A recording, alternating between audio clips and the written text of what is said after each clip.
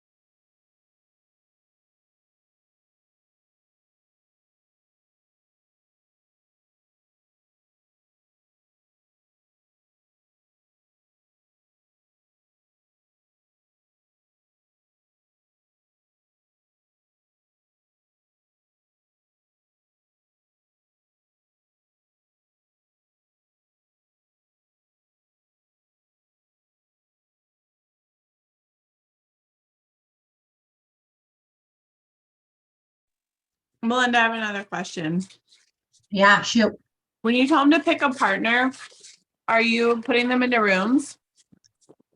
We don't do that. Oh, That was part of my class too. Amy just said we don't do that.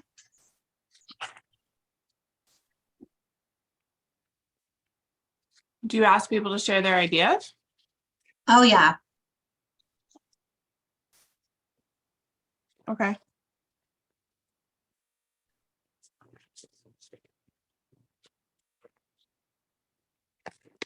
Hi, Lisa. How are you today? Hi, I'm good. How are you? I'm stuffing my face because I haven't eaten lunch Awesome. yet. I'll probably be doing the same in just a minute. Right? I'm also stuffing my face. Hi. Bye. I wore that shirt yesterday.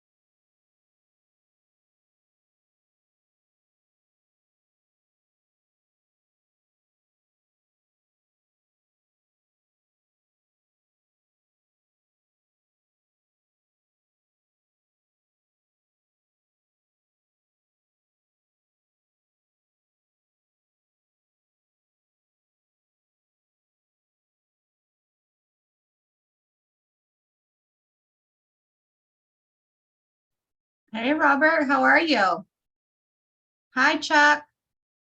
Hi, everyone. Hi, Melinda. How are you? Good morning. Yeah. Just ate my lunch, so I'm not hangry anymore. Oh, Perfect. We're on the same page. I just ate too. Yeah, what'd you have? I had a egg avocado on wheat with a small piece of ham Oh, that and sounds sounds amazing. amazing. and spinach. Yummy. Hi, everyone. Hi. Nicole, the scene is yours whenever Hello. you're ready. Okay. Do we usually wait a couple minutes for people or we just go for it? I normally jump right in because sometimes we run over, but you're in charge today, so you do All what you right. want. Hi, everybody. If you don't know me, I'm Nicole Davidson. I joined the Fair Oaks office last year, and I'm super, super excited to be here. I've met a couple of you, and a couple of you I haven't. So feel free to jump in at any time with questions. This is my first time teaching Ignite, so I have my packet here, and I'll just be referencing that as we go through. So does anybody have any questions before we get started? Are you nervous? No. I stopped getting nervous a long time ago.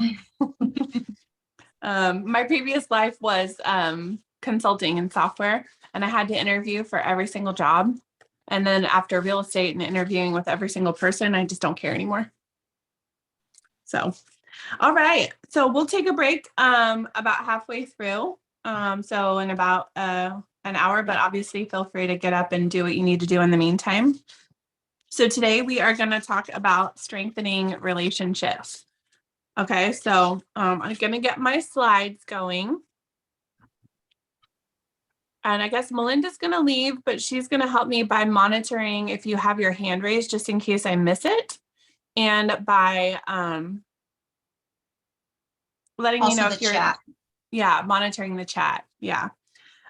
So, okay, can everybody see my screen? Yes, ma'am. Okay, perfect. Okay, well, welcome. So I heard that in session 11, you discovered the tools for converting your leads into contacts and into a profitable business for you. So today in this third session, we are going to talk about extending your knowledge to include following up with contacts and exploring the tools that you have to leverage, which, will become more and more important as your business picks up, to make follow-up systematic. I resisted these in the beginning.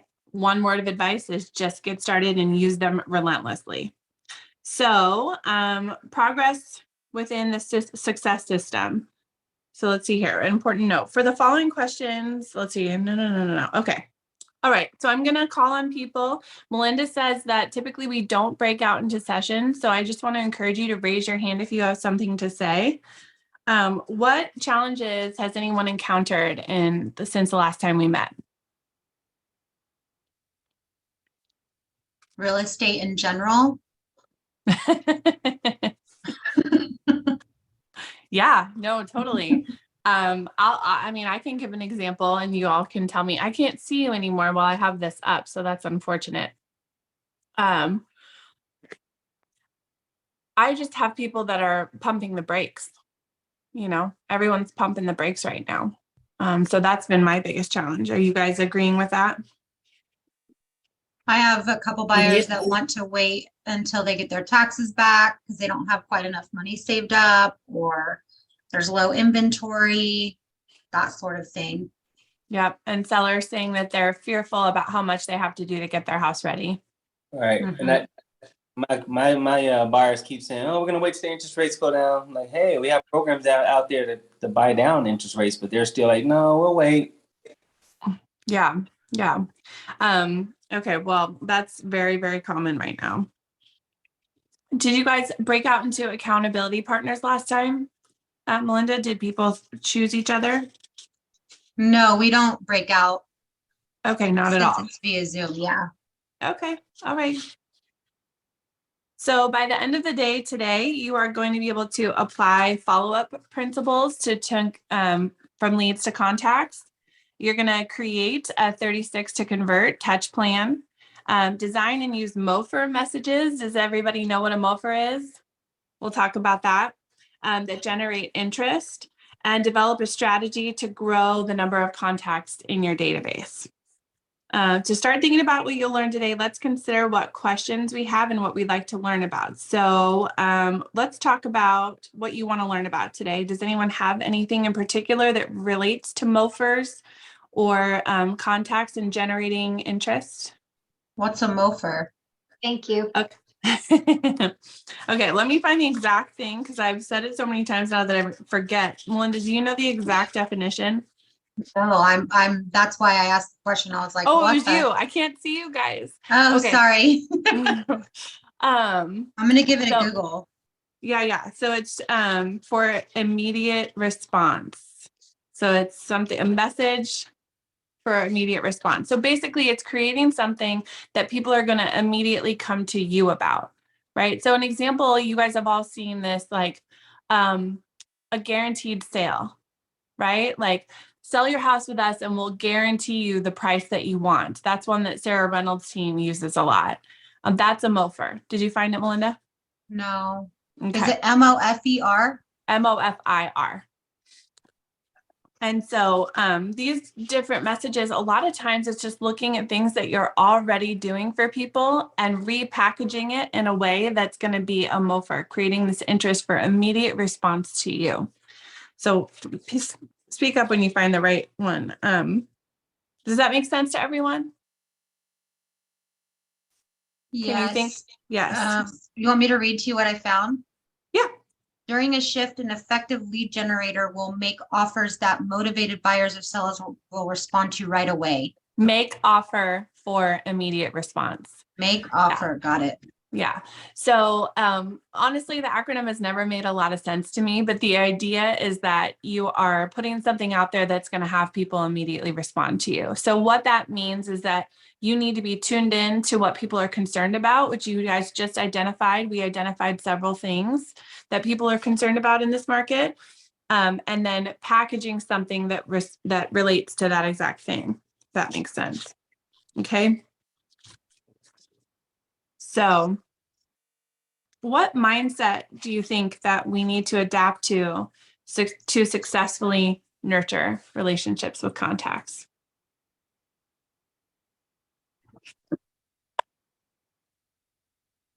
Can you repeat the question? Yeah. What mindset do you think we need to adapt to successfully nurture relationships with contacts?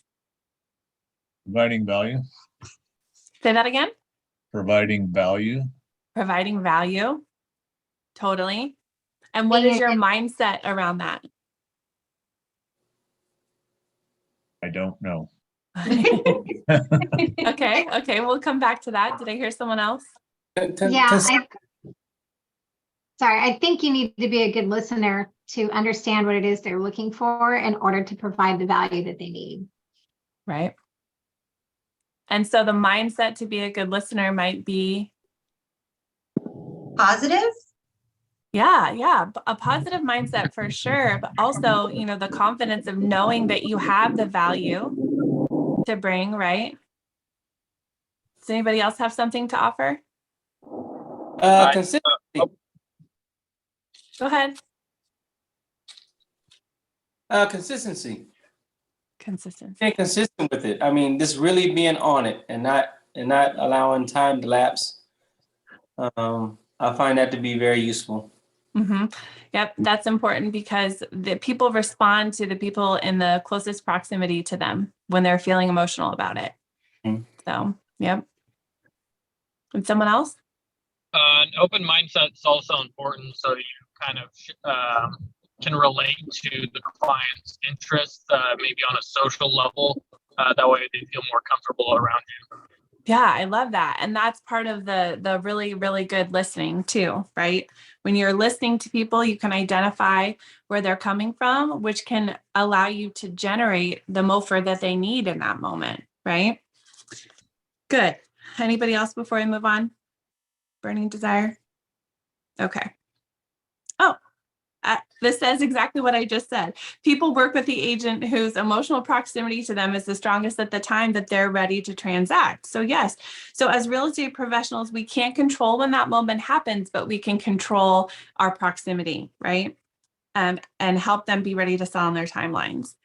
So let's start the conversation about mindset by thinking about how leads and contacts differ.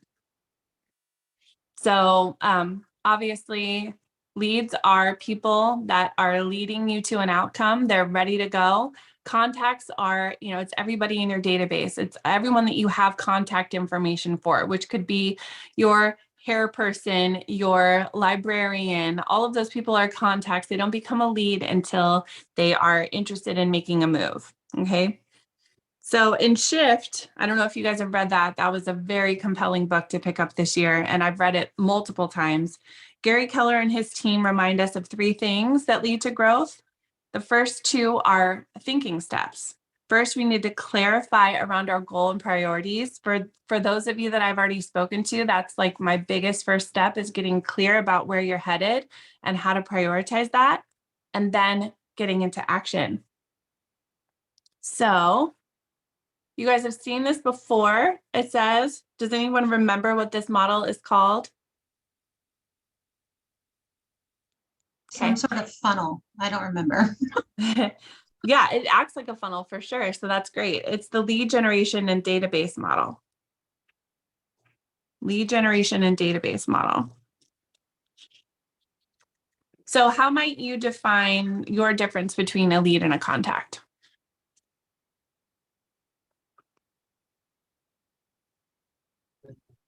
Contacts are my friends, family. Okay. Go ahead, Robert. No, it's cool. You went first. Yeah, that's right. Go ahead, Robert. No, all I was gonna say is that a lead, you may not necessarily know them or have made contact with them in the past.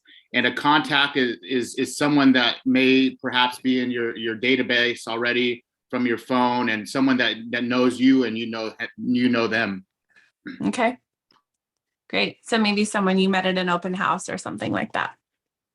Right. Okay. So contacts, they're saying here, contacts are the people who you know and you can have reciprocal conversations with.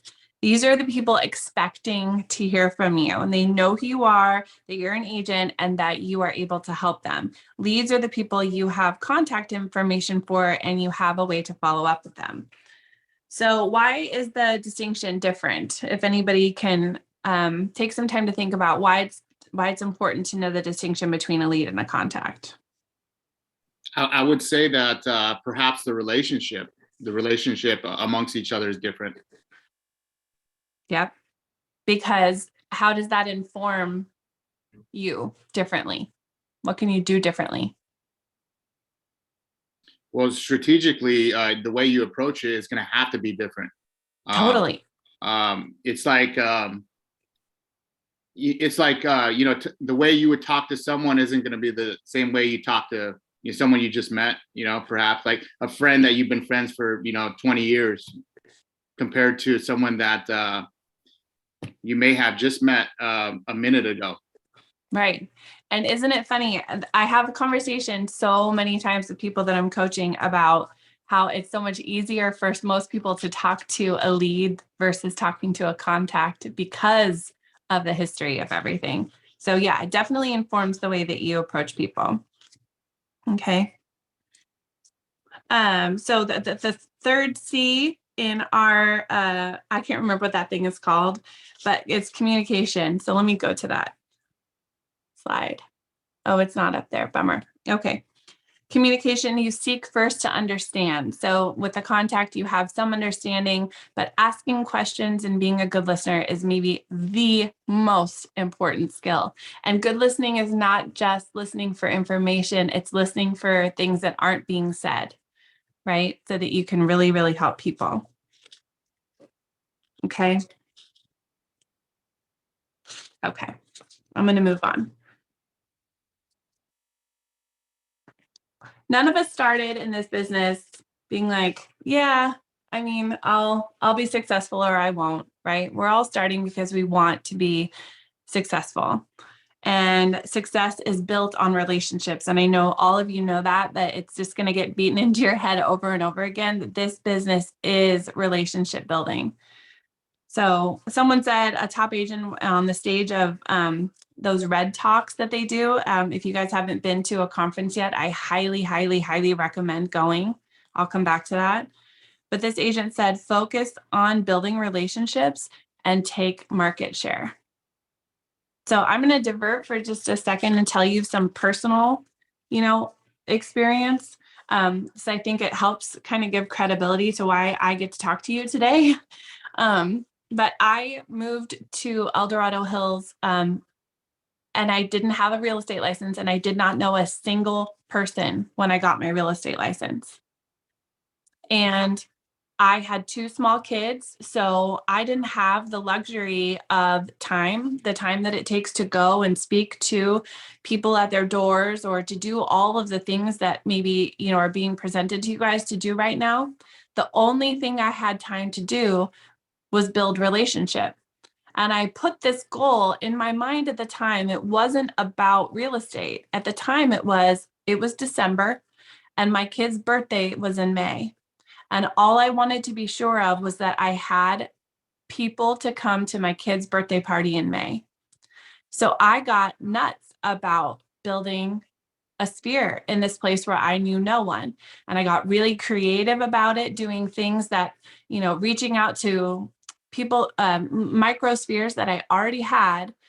And the relationships that I built in that the first 6 months, when I finally got my license, I had a prospective buyer before I even had a broker because of those relationships. And then because of those relationships, for the next 6 months, I got referrals and I was able to build a referral only business just based on building these relationships. I did nothing else. I literally did nothing else but build relationships.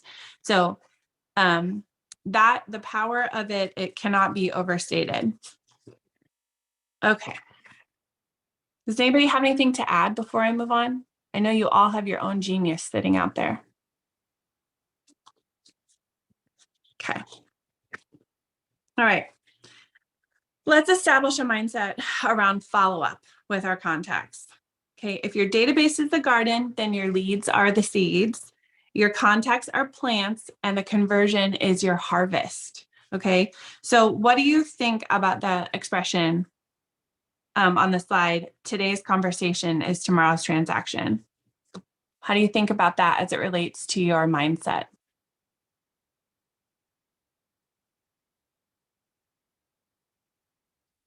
Well, every conversation you have with a person can eventually lead to a transaction down the road if they know you, they like you, and they trust you, and they know you can help them when they're in the need for a real estate transaction, buying, selling, or whatever.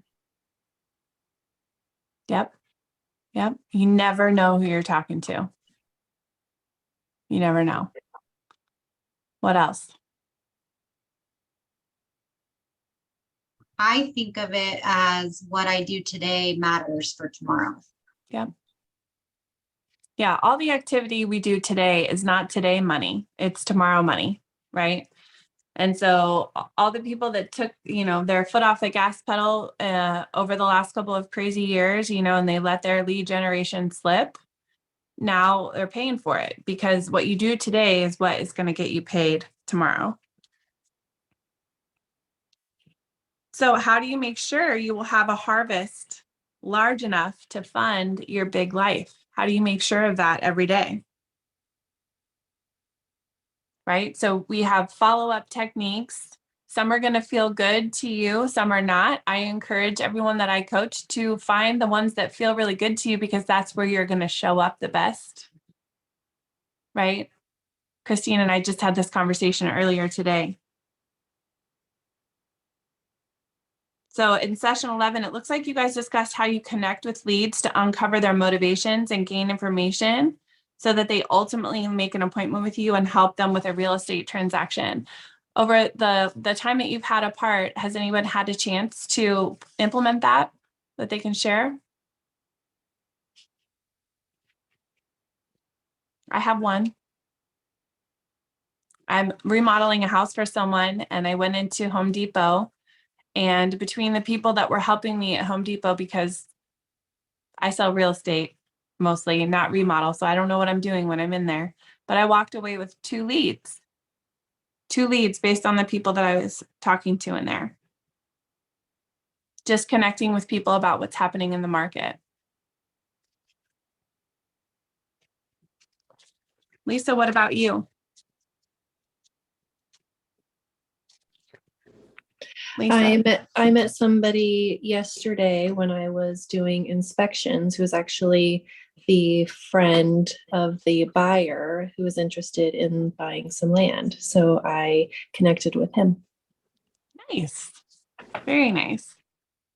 And so that's probably because you were in conversation. You were not afraid to be, what do they say? Don't be a secret agent, right? So everywhere I go, my shirt helps, my hats help, but everywhere I go, somebody knows that I'm a real estate agent, right? And so the mindset around that really has to be what somebody said earlier. I'm sorry, I forget who it is, but coming from a place of value and confidence, knowing that you have something to offer, right? And being confident in that. So whatever you have to do to make sure that you have that confidence. Okay. But back to that book Shift. It's a good one if you haven't read it. But as Gary says, once you meet your new contacts, you either do business with them immediately or you don't. That's that sense of urgency that we talk about all the time. Either way, once you've met them, you put them in your database and you stay in touch with them forever. Okay. Seriously, forever. He says it and he means it. Right. And it gets harder when you have more people. That's why we have all these leverage tools that I really encourage you to use. But this creating a sense of urgency when you meet people and having the sense of urgency yourself, not in a pushy way, but in a way of like, they have given you this opening and you know you have value to add. So you're going to create an opportunity to give them that value, to let them see what the possibilities are and the opportunity for a deeper connection. And then once they're in their database, you stay in touch with them forever. I have, no joke, probably over the last 6 years, I have had probably a handful of people come to me and say that the reason they called me because I was the only person that kept in touch with them. And some of these people I had contacted, one of them was 2 years.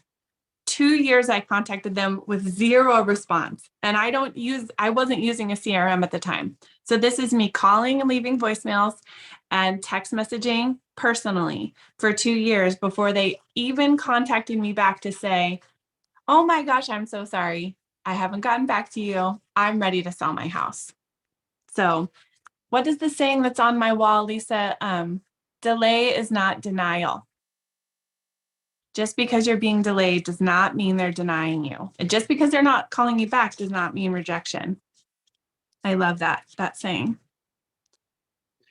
Okay, so yeah, so this is the second C of our, I don't know how to say that, Melinda. How do you refer to that W1I4C2? I am still confused on it as well. Okay, so the acronym thing that's all over our walls, commitment in all things. We are committed to staying in emotional proximity with our contacts. Okay. If you've lost contact with someone, as we're all getting new into the business and we're looking at all these people in our phones going, ugh, I haven't talked to them in 5 years. I can't call them now and say, hey, I'm your realtor now, but you figure out how to bridge those gaps and just stay committed to figuring it out. In order to be successful at nurturing our relationships, we must understand our goals, right? Because what's going to drive you to stay connected to people, I know you all care about people, but what's really going to drive you is your goal to be of service, to add value, and to ultimately make a bunch of money. So, okay, I'm going to move on.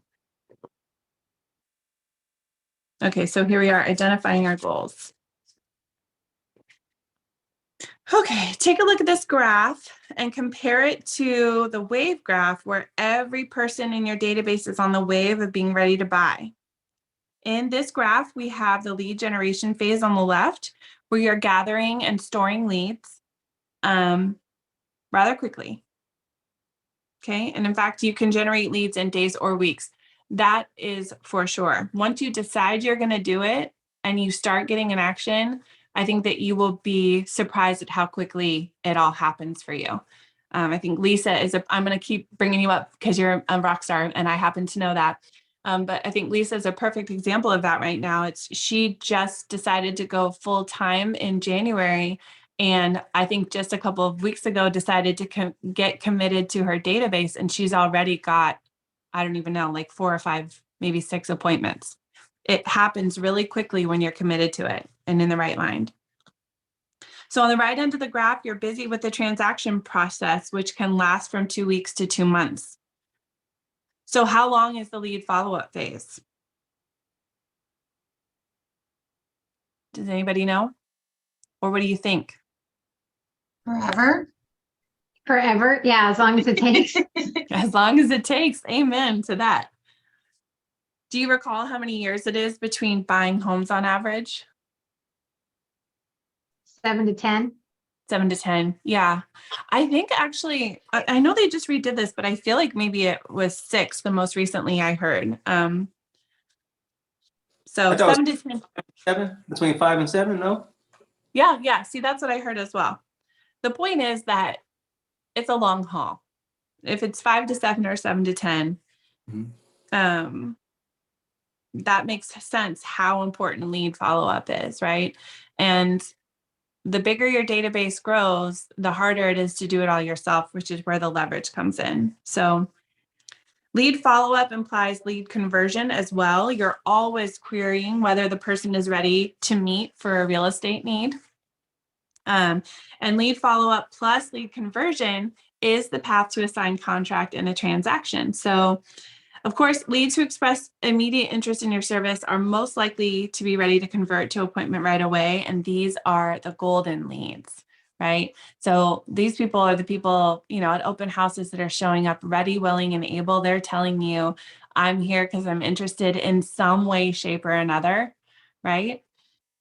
And that's where the conversation, you just never know who you're talking to.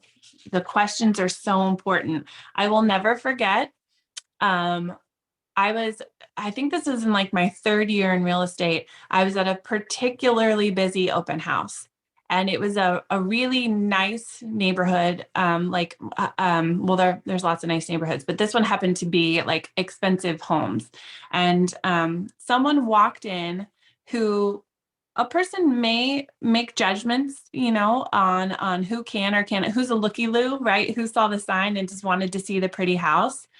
And I'll never forget getting into conversation with this one particular couple. And it turned out that he was a huge investor. He was in a 1031 exchange and in an emergency needed to buy 2 houses within 6 weeks. And then he had a huge ranch on the coast to sell, like a $41 million ranch. And I learned all of that sitting in that open house because I just asked questions of him. And it's amazing to see how people don't feel connected to us because of what they know about us. They feel connected to us because of what we care to learn about them. So knowing what questions you want to ask and what you want to get from people is extremely powerful. Were you able to convert that into a transaction? Oh, heck yes. Nice.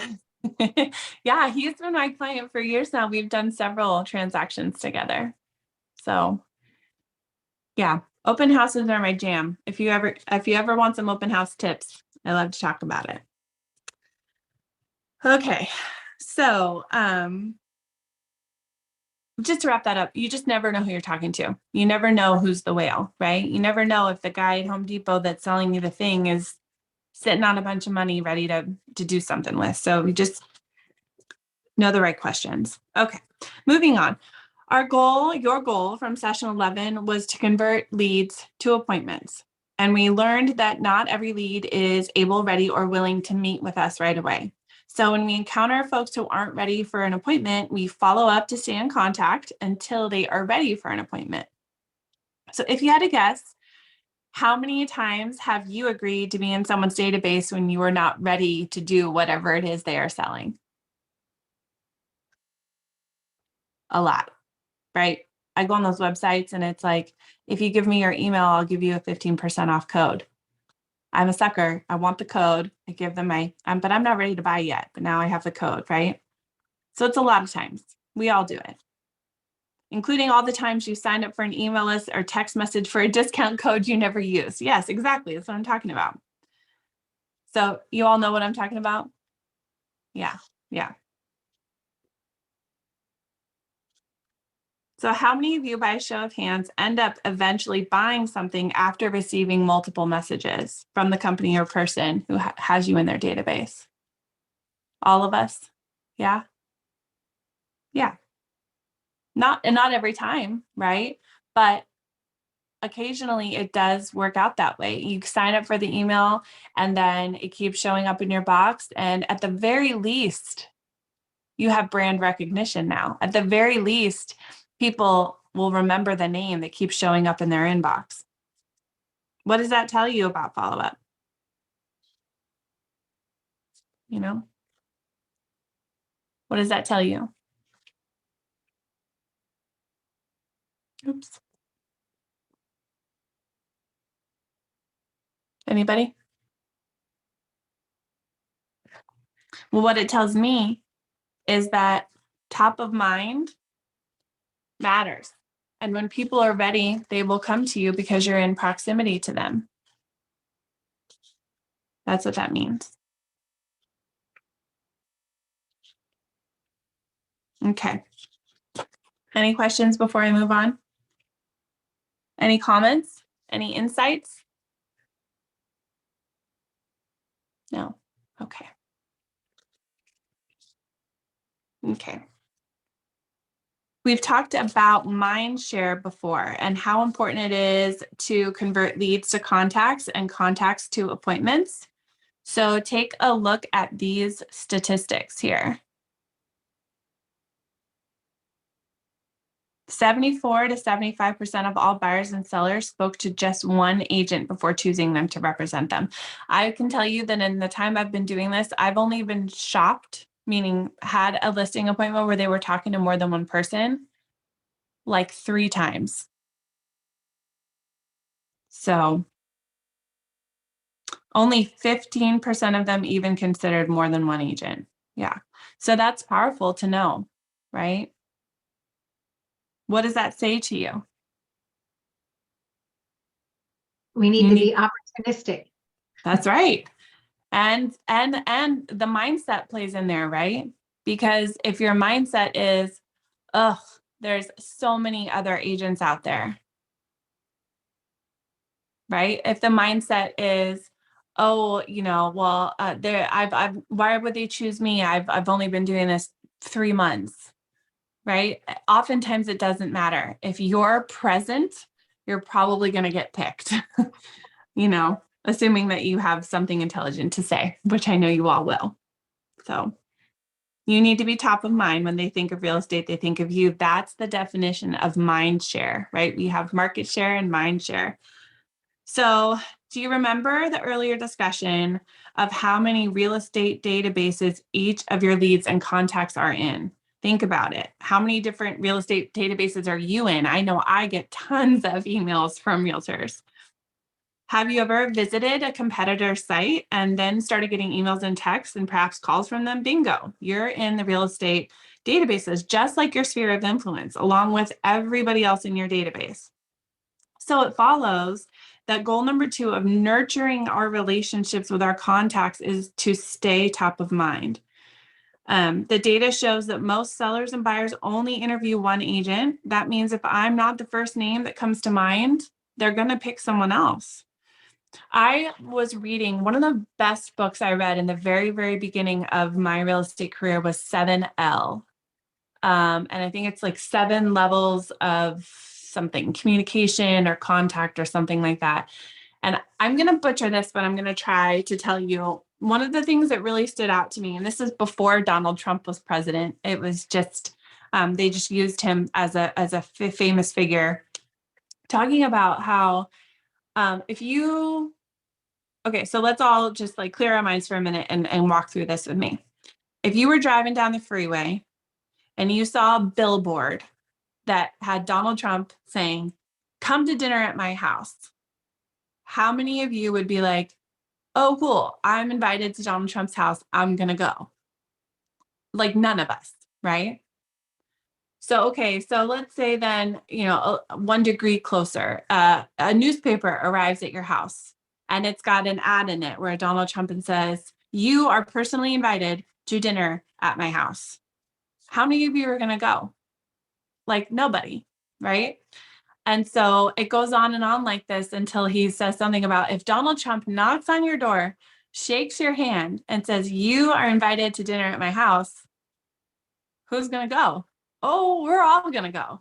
Oh, you're not going to go. She's not going to go. Okay, fine. Oprah or somebody like that.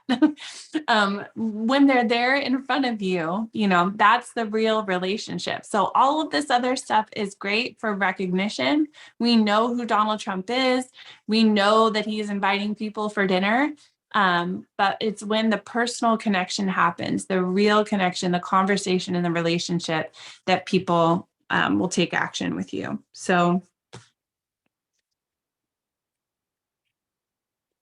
oh yeah, this wants me to share an anecdote of a time that this has worked for me, but I feel like I've already done that. So I'm just going to move on to the next slide. I put a copy of what the book looks like in the chat too, in case anybody wants to look into getting that. Oh, perfect. Yeah, that's a good one. Thank you. Okay, so identify the goals. Okay, so our clients never stop being contacts. We continue to nurture our relationship with them after the transaction to remain in emotional proximity to them to help share our value proposition. I am going to go on a limb and say that it maybe becomes even more important after the transaction is closed, because they feel the relationship that you've gained as well. And because of going through, it's usually pretty stressful, right? And you're there for them and you are this beacon of light and calm, that they feel connected to you, right? And so it's even more important, I think, after the transaction, not only because the referrals will come, but because the people care, right? They care about you and they care about the relationship that you've created. So how many of you have asked a friend who they go to when looking for a new physician, a new hairstylist, a tailor, or a restaurant to try? All of us. The power, the word of mouth power is in, like, you can't compare, right? Lisa used to be and is one of the greatest hairstylists ever. And I think I have sent her like 25 clients just because I'm so emphatic about it. I'm a raving fan. So why didn't you just pick the first thing? Why didn't you just pick the first thing that came up and you do an online search? What happens when you do an online search, guys? What do you see? People who pay for positive responses. And how does that make you feel? That you can't trust what you see on the internet. I But scroll. you prefer per personal recommendation, like, hey, this person's really good. I know it. I've been there. And you really want to work with this person because they're great. It's a lot better than a Yelp review from people you don't know and are suspicious of. Yeah. Yeah. I scroll past. If I see ad or sponsored, I go until that stops so that I can get the real results. Yeah. Does anybody have an example of the last referral they asked somebody for and what they got and how it went?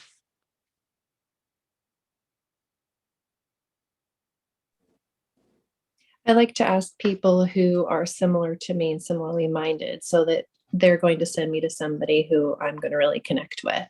And so I'm very particular about certain things. So I have a friend who, like, well, who do you see for your tailor? That's who I want to see. And she's never steered me wrong. Ah, yeah. Yeah, that's a really good point. For important purchases of services and goods, it's totally natural to seek a personal recommendation. I mean, we see it constantly, even on, I don't know if you guys are on Facebook, but there's chat groups, Folsom chat, El Dorado County chat. I'm sure there's, these little chat groups. And that's like the number one post I see is people asking for recommendations. Forget it if they ask for a realtor, because then they break the internet with like hundreds of responses. But your contacts, especially the ones that have bought and sold with you already, are a great source of future leads. If you are top of mind because you continue to follow up and give them amazing customer service, they will think of you first when someone asks them for real estate advice. Okay, so here's a stat. In 2021, the National Association of Realtors found that 47% of buyers who used an agent were referred to them by a friend, neighbor, or relative. And that number jumps to 57% when it's a first-time home buyer. So we should be that recommendation. You should be that recommendation. Okay. So we share these ahas because it's really powerful. Number one, saying things out loud does cement them and concrete them in our psyche. Okay. But also because it's good for everyone else to hear. So has anyone had a moment here or something that stuck out that they're going to carry with them?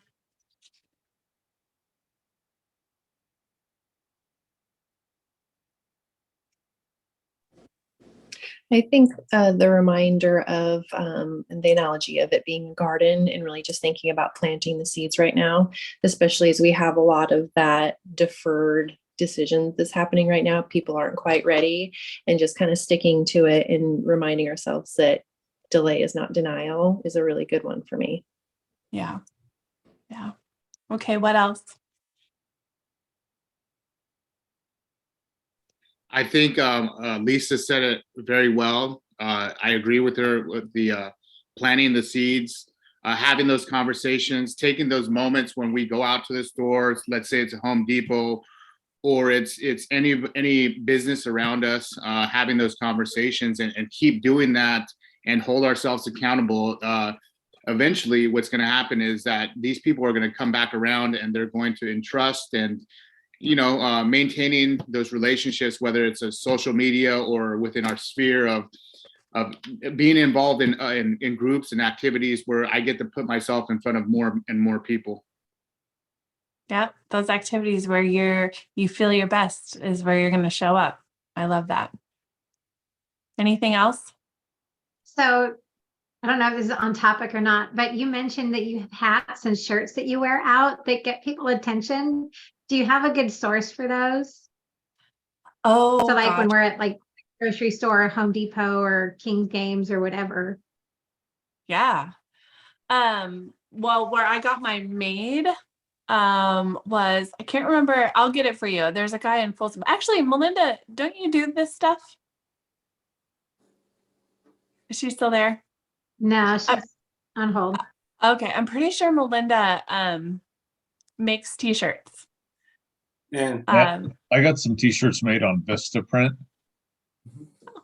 If you want to try that, they're super cheap too. Yeah. Okay, cool.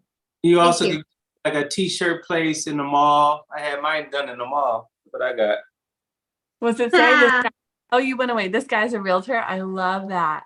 I took my hat off. Lisa, do you have your hat? I have a hat that just says, "Want to buy a house." Nice. I think they have some at the association too. One Oh, yeah. Cool. Yeah. Yeah. So Thank I you. have been so surprised how many people will strike up a conversation with me because of it. And sometimes I'm taken off guard because I forget, and someone will be like, ha ha ha, and make a comment. I'm like, why is this dude talking about? Oh, it's my hat. It's my hat. So, okay. Well, thank you all for participating in that. That's really great to have your feedback. All right. So you already know how important lead follow-up is and how you can use the 19 to connect and 1 to cement plans to connect with leads from your other sessions. Let's talk about how you can use the 36 to convert plan to stay in contact long-term and gain the benefit of clients and referrals from your database. Okay. So touch plans. I know that you guys, the few of you that I've talked to are still trying to get comfortable in command. I know that there's a lot in there. I want to just encourage you to stay focused on what Ignite is offering you. The rest of it will come in time. Okay, so you have already created the foundation for a 36 to convert plan when you designed your 19 to connect touch plan in another session. So your 36 to convert plan is a comprehensive program with different layers of input. It contains a mixture of phone calls, emails, newsletters, market reports, video, text messages, even it can be direct mail. The trick is to find what people in your market value and to design your touches to match that value. So I'll just divert for a moment and say, one of the very first things I did when I started my business was an exercise that felt, it felt strange to me, but I sat down and figured out who it was that I wanted to work with, and how that person would want to be communicated with, right? And so for me, it meant that the door knocking was not going to be a part of my plan. Right. And so all of these things, you will think about who are the people you want to work with and what matters to them. Right. For a really easy example is if you want to work with only investors, well, what matters to them is bottom line, capitalization rate. Right. And so those are the things that you're going to include in some of these touches. Does that make sense? Yeah. So how will you know what your contacts value? How will you know what your contacts value? Tell me.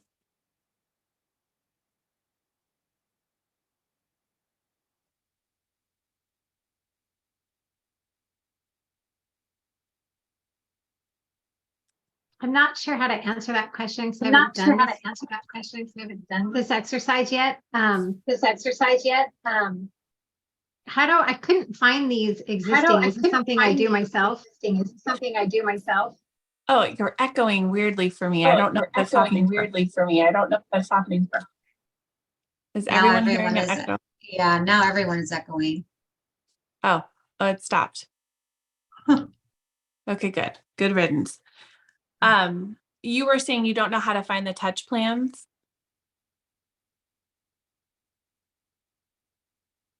Christina? Yeah, I think I'm echoing. I don't know why. You're all better now. Yeah, it's better now. Okay. Yeah, So I looked into the smart plans and I couldn't find the 36 to convert, 19 to connect. So I don't know if I'm not seeing it or if it's something I need to set up myself. I think it's called 36 touch. It is called 36 touch. Yeah, I've actually never heard 36 to convert before reading this document. So we call it a 36 touch plan. And I can go through this with you at some point, but if you're in smart plans within Command, there's an option to create or to look in the library where you can go and look and see anyone who's created. It's a little overwhelming, but anyone who's created any smart plan and allowed it to be public, it's all published there. So you can go and see, I don't know, hundreds, thousands maybe of smart plans that have been created and craft your own from there. Okay, maybe I'm not navigating it right because I only saw like 9. I'll go back and play with it a little more. Those are probably the ones that are already in yours. So you just need to switch over to library at the top. You'll see it. If not, just call me. All right, thank you. Okay. So how you're going to know what your contacts value is just by thinking about it, thinking about the people that you want to connect with. And the more you talk to people, the more you hear things over and over again, right? You'll hear the questions that people have and the concerns that people have. So I'm just reading this here. Okay. So it says, notice the overlap between the 19 to connect and the 36 to convert. The 4 quarterly calls in your connect plans can be the same quarterly calls in your 36 to convert. Okay. That makes sense. If you already have someone in a smart plan to receive 2 promotional direct mail touches from your Connect plan, you could just add 2 more to the existing plan to get the quarterly touches in, if that makes any sense.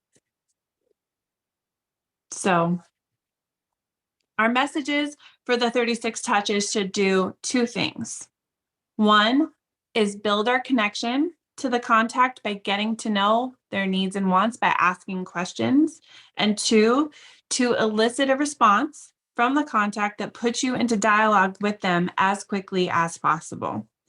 We call messages that do the latter a MOFR. Oh, here it is. Make offer for immediate response. Yeah, so we got it right. Messages that get people to immediately respond to you. Okay, so I want to remind you of the 6 connection questions that you guys covered in another one. So who are they, right? What do they want or need to do? I'm pretty casual in my communication with people. I often will literally open the conversation by, tell me what's going on for you. Tell me what's going on in your world. And people sometimes stumble for a second, but then they'll give me the most important thing that's happening in their space right now, or the most important thing that they think I need to know. Okay. Where do they want or need to do this thing? Why do they want or need to do it? When do they want to need or need to do it? And how do they plan to do it? Right. And all of these questions can literally just be on repeat for you with every single person. This MOFR can be a direct offer. So one designed to get a response from someone who's already ready to buy or sell with you now, or an indirect offer. So something that's not specifically about buying or selling, however, does help you build relationship with a contact. That last part right there, when you guys talk about, I don't want to feel salesy, great. Don't be salesy.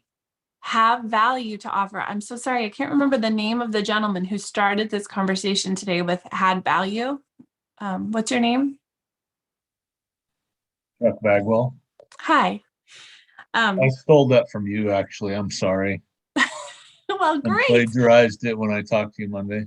Oh, that makes me happy.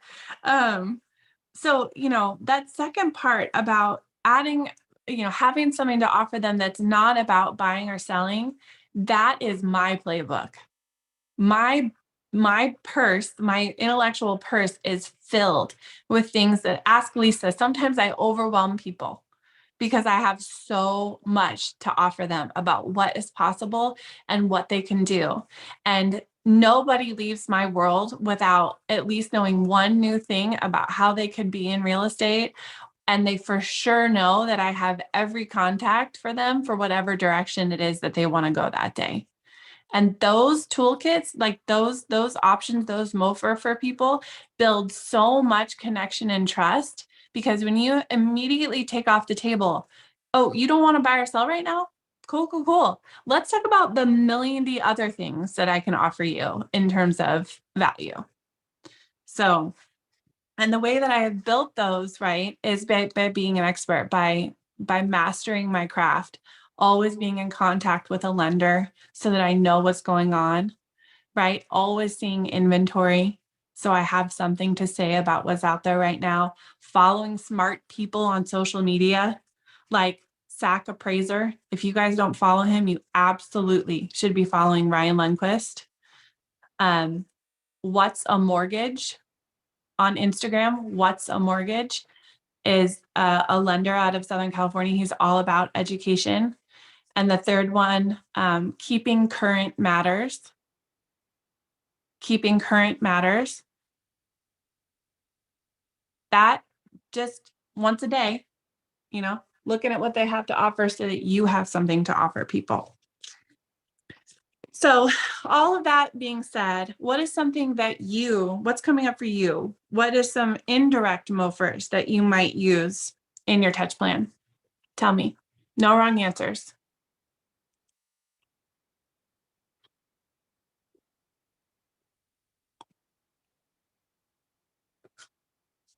Think about yourself as a buyer or a seller.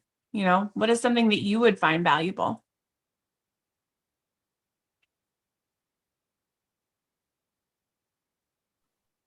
I have no idea how to even respond to this because I'm not sure that my brain is fully grasping the MOFR.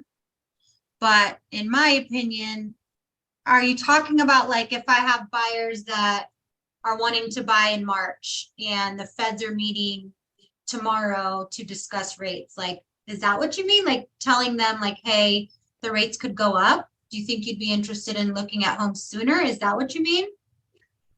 Yeah, so definitely. I think that the way that I would probably turn that one is like, okay, got it. So you've told me that rates are really important to you. Is that because your monthly payment is important, you know, where you end up in a monthly payment?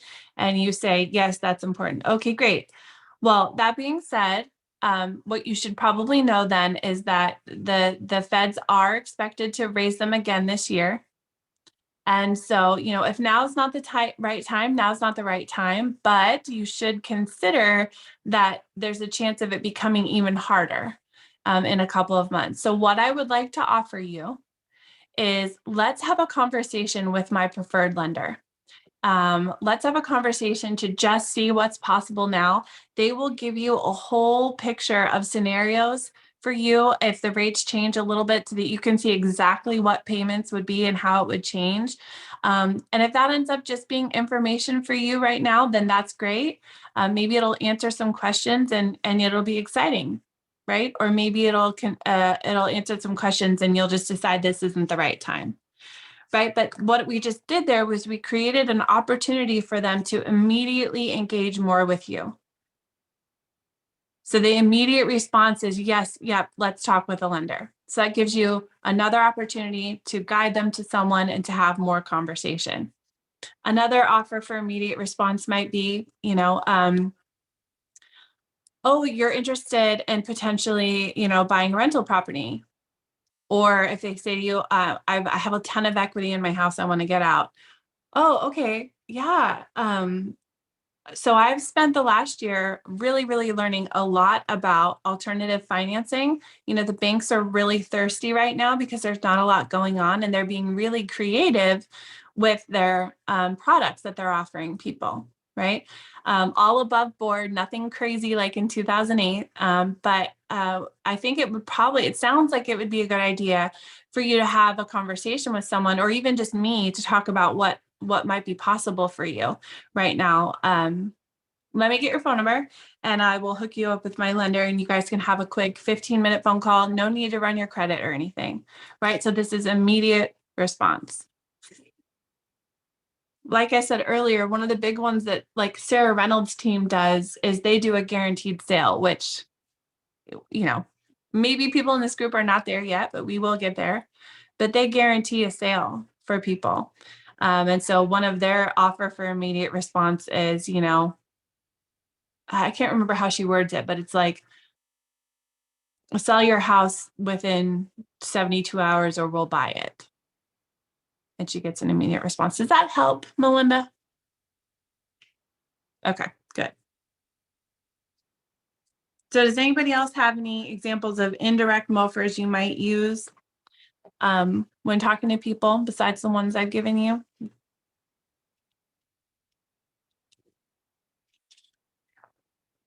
Okay, well, you think about it and let me know. Okay. Oh, it's asking me to share examples of MOFRs I've used, but I've already done that. So, but I mean, we were just talking about this earlier, Christina, offering someone a CMA, right? A market analysis for their home. That's a MOFR. It's something you can offer them that they can immediately respond to. It's not a delayed thing, right? And so we talked about offering them a market analysis and then setting an appointment to present it to them. We don't passively drop those things off. We create another opportunity to be in front of them and to keep our relationship going. The other thing that we can use that we are given is the consumer app through KW, right? So you can offer people, hey, download this app. You can use it to search for your homes and stay in contact with me. That's another MOFR. Okay. So, okay, so in session 9, it sounds like some of the MOFR messages were brought up. So I'm just going to remind you of them. Okay. One would be, this awesome house just came on the market. If you're looking for a home in this neighborhood, call me right away. So that's the knowing your inventory, seeing inventory. This awesome house just came up. Another one, interest rates are the lowest ever. If you're considering buying now or thinking about refinancing, I can put you in touch with lenders who can work with you. It's as simple as that. Teeing them up with a value that you have. Do you know about the prices of homes in your neighborhood or any neighborhood in town? I've got just the report for you. Call, text, or visit my website to sign up. I don't like that one. Actually, I'm going to tweak it because I never passively tell someone to be in contact with me. I always, always, always set the next communication before I close. So I would tweak this to say, do you know about the prices of home in your neighborhood or any area of town? I've got just a report for you. I'm going to call you in a couple of days and I'm going to prepare something for you and I will give you a call. Or I'm going to prepare something for you. When's a good time for me to come by and run through it with you? Yeah.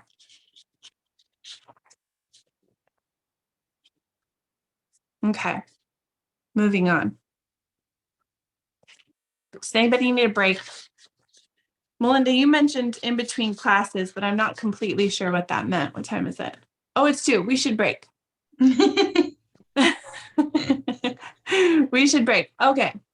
Before we break, does anybody have any questions or comments? No, ma'am.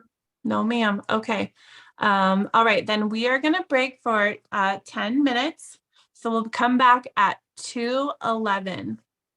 All right. Sound good, everybody? I will see you in about 10 minutes.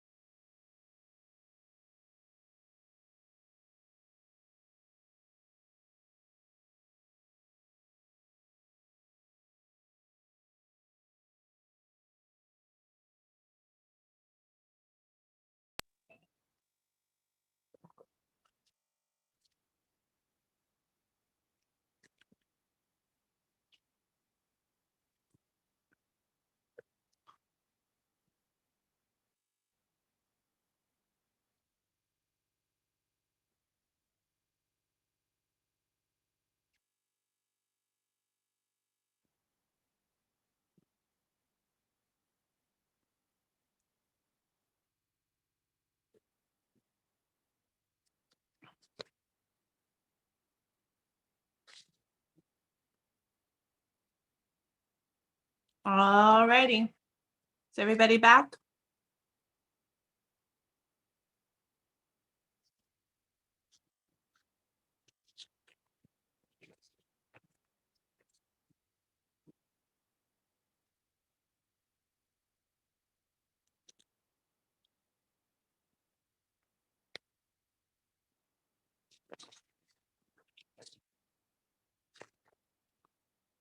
All right. I see Melinda, so I'm going for it.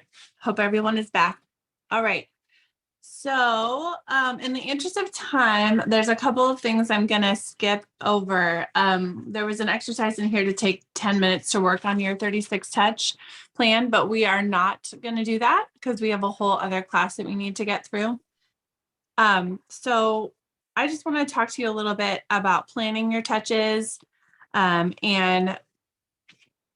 and how many touches it's actually going to look like, how much time you're going to save yourself. So if you have 200 contacts in your database and you put them all in a 36 touch plan, how many touches is that in a year? Over 700,000. It's it's over 7,000. Shit. I missed a Carry zero. the one. Yeah. I was not even attempting to do the math, okay? It's 7 something. 7,200 touches. Okay. And that might feel exciting for some of you and overwhelming for the rest of you. I was in the overwhelm group for sure. So both responses are great. And the one thing, which if you haven't read that book, it's a really good one. Gary Keller and Jay Papasan explain that we need a big why and to think big. Okay. For those of you that I've talked to, I've said, if it doesn't scare you a little bit, it's probably not worth doing. Right. So another way to say that is everything worth doing is a little bit scary, and getting connected to why you're doing this in the first place. So they also share that the way to get there is to break down our someday goals into smaller and smaller goals until we get into a daily goal and a right now goal. They call this goal setting to the now. Another really good book that relates to that is is it the butterfly effect? No, the compound effect. The compound effect. It talks about all these little tiny things that we do, the planting of the seeds, and how it just exponentially grows. Okay. So for our 36 to convert, we are already starting the 1-year goal. We intend to touch every contact in our database at least 36 times in the next year. To stay motivated to keep up with your touches, remember that every touch is getting you closer to your someday goal and feeds your big why. Excuse me. Those 7,200 touches are how you will get to your someday goal. Okay. So we have the 1-year goal, and we know we need to break that down by month, week, and day to be able to set a goal to that now. So turn to the goal setting to the now in your participant guide if you have that. And we're going to start with how many of the people in your database are contacts, people you have permission to have a 2-way conversation with. Okay, so I don't have a pen next to me, but I'm going to just do this on my calculator. So I'm just going to say for the purposes of this example that it's 100. Okay, so you're going to multiply that number of contacts by 4 to calculate how many telephone call touches you'll make this year. So if you have 100 people, you're going to make 4 telephone touches. Divide the total number of telephone calls by 12 for the number of calls you're going to make each month. So that's 33 calls a month. Divide the number of calls per month by 4 to get the number of calls you will make every week. So in this case, it's 8. And then you just divide by 5 if you're working 5 days a week to determine how many calls you'll make every day. So if there's 100 people in your database, you're calling 1.6 people a day. All right, so let's round it up to 2 people a day. That doesn't feel overwhelming, does it? No, right? So that's not, and that is what is going to get you to your goal. So even if you have 200 people and it's 4 people a day, that's all it's going to take to get you to your goal.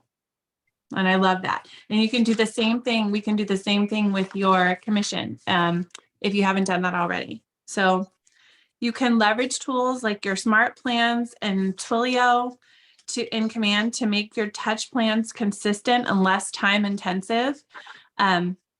I understand the apprehension around the texting plans. I felt the same way when I started, but then once I started using it and I personalized it, I was like, oh my gosh, why haven't I been doing this the whole time? So you can find helpful links for how to use these smart plans and set up your Twilio account and tag your contacts in your participant guide. You can also use the question mark icon in Command to find answers for tips and how to use Command. And if Amy hasn't said it already, or Melinda, there's this guy, Marty, I think, on YouTube that does 66-day Command challenge. And he breaks it up as well to learn Command really easily. And then the other day, I was in KW Marketplace, and they have a bunch of links to free trainings for the same stuff. So there's really no reason at this point to not know how to do it, right? You have a ton of resources. Okay. I have a quick question. Yes, please. So I think the contact plan, a lot of it has to do with some generational differences too. Is there a contact plan in place for, say, maybe the Gen Z or some younger millennials where they really don't want to talk to you on the phone? Yeah, there's lots of this that's just solely texting for sure. Okay. Or emailing. I think that we have an integration with BombBomb now. I haven't used it yet. I've been waiting for it for a long time, and I saw it the other day. Don't quote me on that, but BombBomb allows you to embed little videos too. So it's little quick videos to people. But what I do, it said in here to give an example of something that I've done. It's like, I really dislike these newsletters that people have sent in the past. I personally don't read them when I get them. I know that lots of people do. It's just not for me. So what I've done is like my 5 favorite tacos in the Sacramento area. Nice. I get Wendy Papazan is one of my friends, and I get her stuff in my thing, and they do all kinds of fun stuff like just like that, like regarding tacos, or like the best place to sit in the sun and have a beer or something like that. That's how they stay in front of people with stuff that they like, so it doesn't all have to be like super formal. Okay. Does Thank that you. feel better? Yeah. Yes. Okay. So each day in Ignite, hopefully you grow in how you think and feel and act, and then you go and implement what you've learned.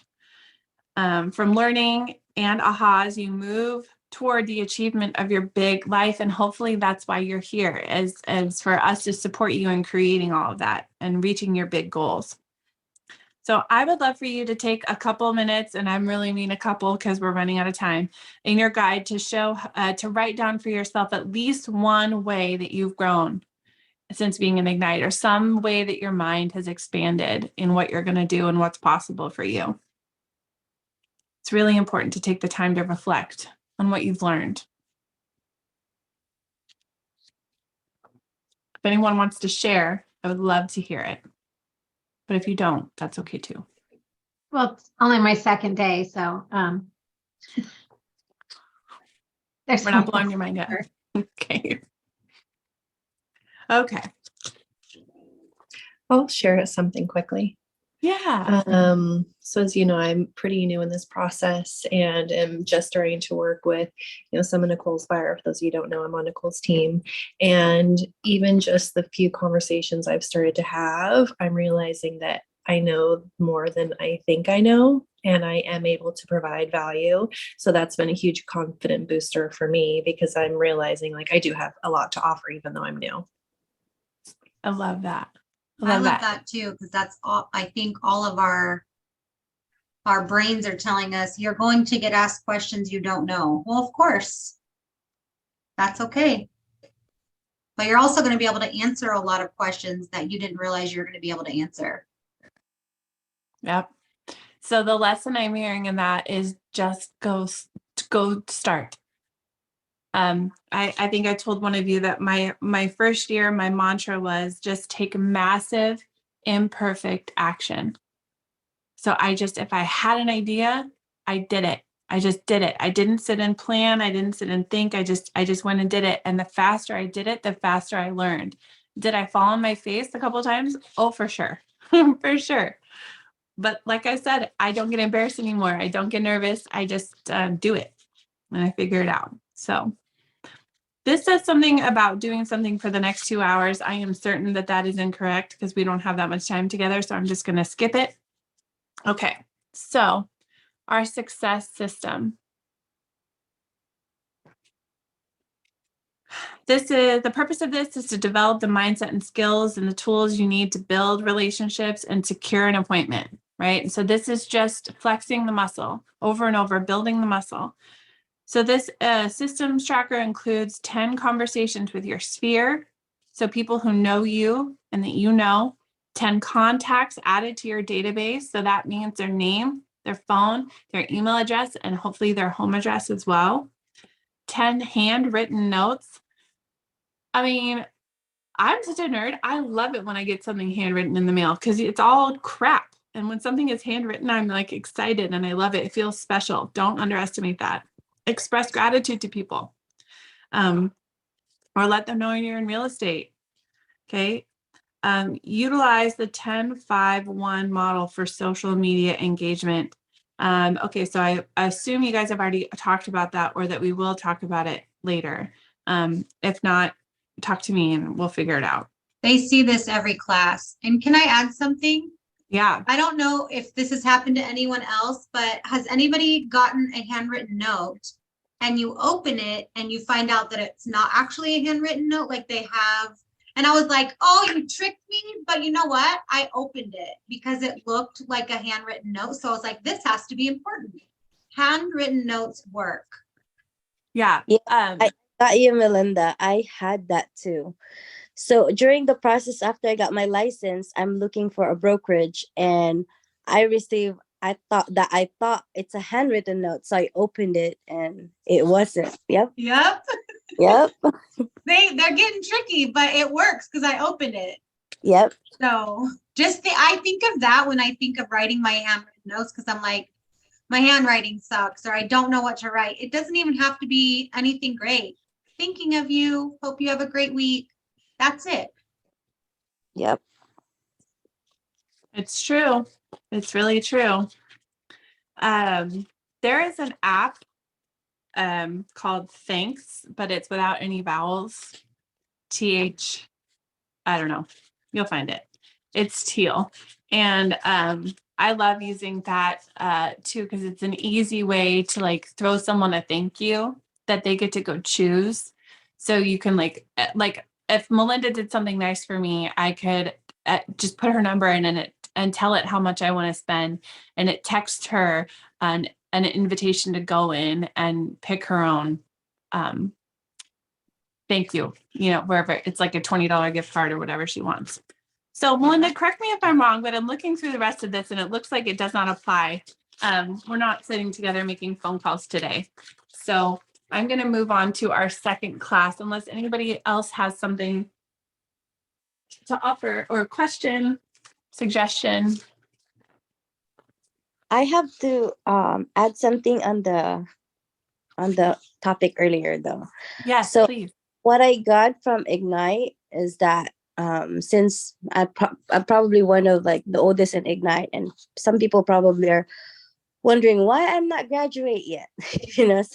Some graduated already, and it's because I like it. I like being in Ignite. I like because during the time that I was doing Ignite, I was also in a transaction, so I wasn't 100% focused of the class. So I love that I'm still here and I'm still able to ask questions. I'm still relearning and I'm absorbing. But one thing I learned is you got to be coachable. One thing that you need to be successful in this business, if you don't know, you got to be coachable. So that's what I learned. Like I learned big time. I mean, I learned that in life, but I'm relearning it in here. I love Amen, that. Jenny. Yeah. You can't fill a cup that's already full, right? And Mhm. I mean, when Lisa came to me, I was like, I'm still learning sometimes. I mean, there's so much to learn and be reminded of. When I was asked to teach Ignite, I got excited because it's all such a good reminder. It's just a good reminder all the time. So I love that, Jenny. Thank you so much for sharing that. You're welcome. Yeah, I'm gonna get the other document open. So just give me one brief second. If somebody has something interesting to say, that'd be great. Follow up with leads. Here we go. Okay. So I actually went out of order for you guys today. I don't think it's going to matter, and I hope that you'll forgive me. But I did the second class first. It's all the same information. So we are going to do now follow up with leads. This is actually section 11. So it's probably going to reiterate a bunch of what we already talked about and more. Okay, so I'm going to share my screen now. If you guys could just confirm for me that you see it shortly. 3, 2, 1. Yes, ma'am. All right, awesome. All right, let's get started. So, oh my gosh, I have half an hour. Do we typically go over? Did I hear someone say that? Sometimes we go over. Okay, I'll do my best to blast through this. Follow up with leads, session 11. So, okay.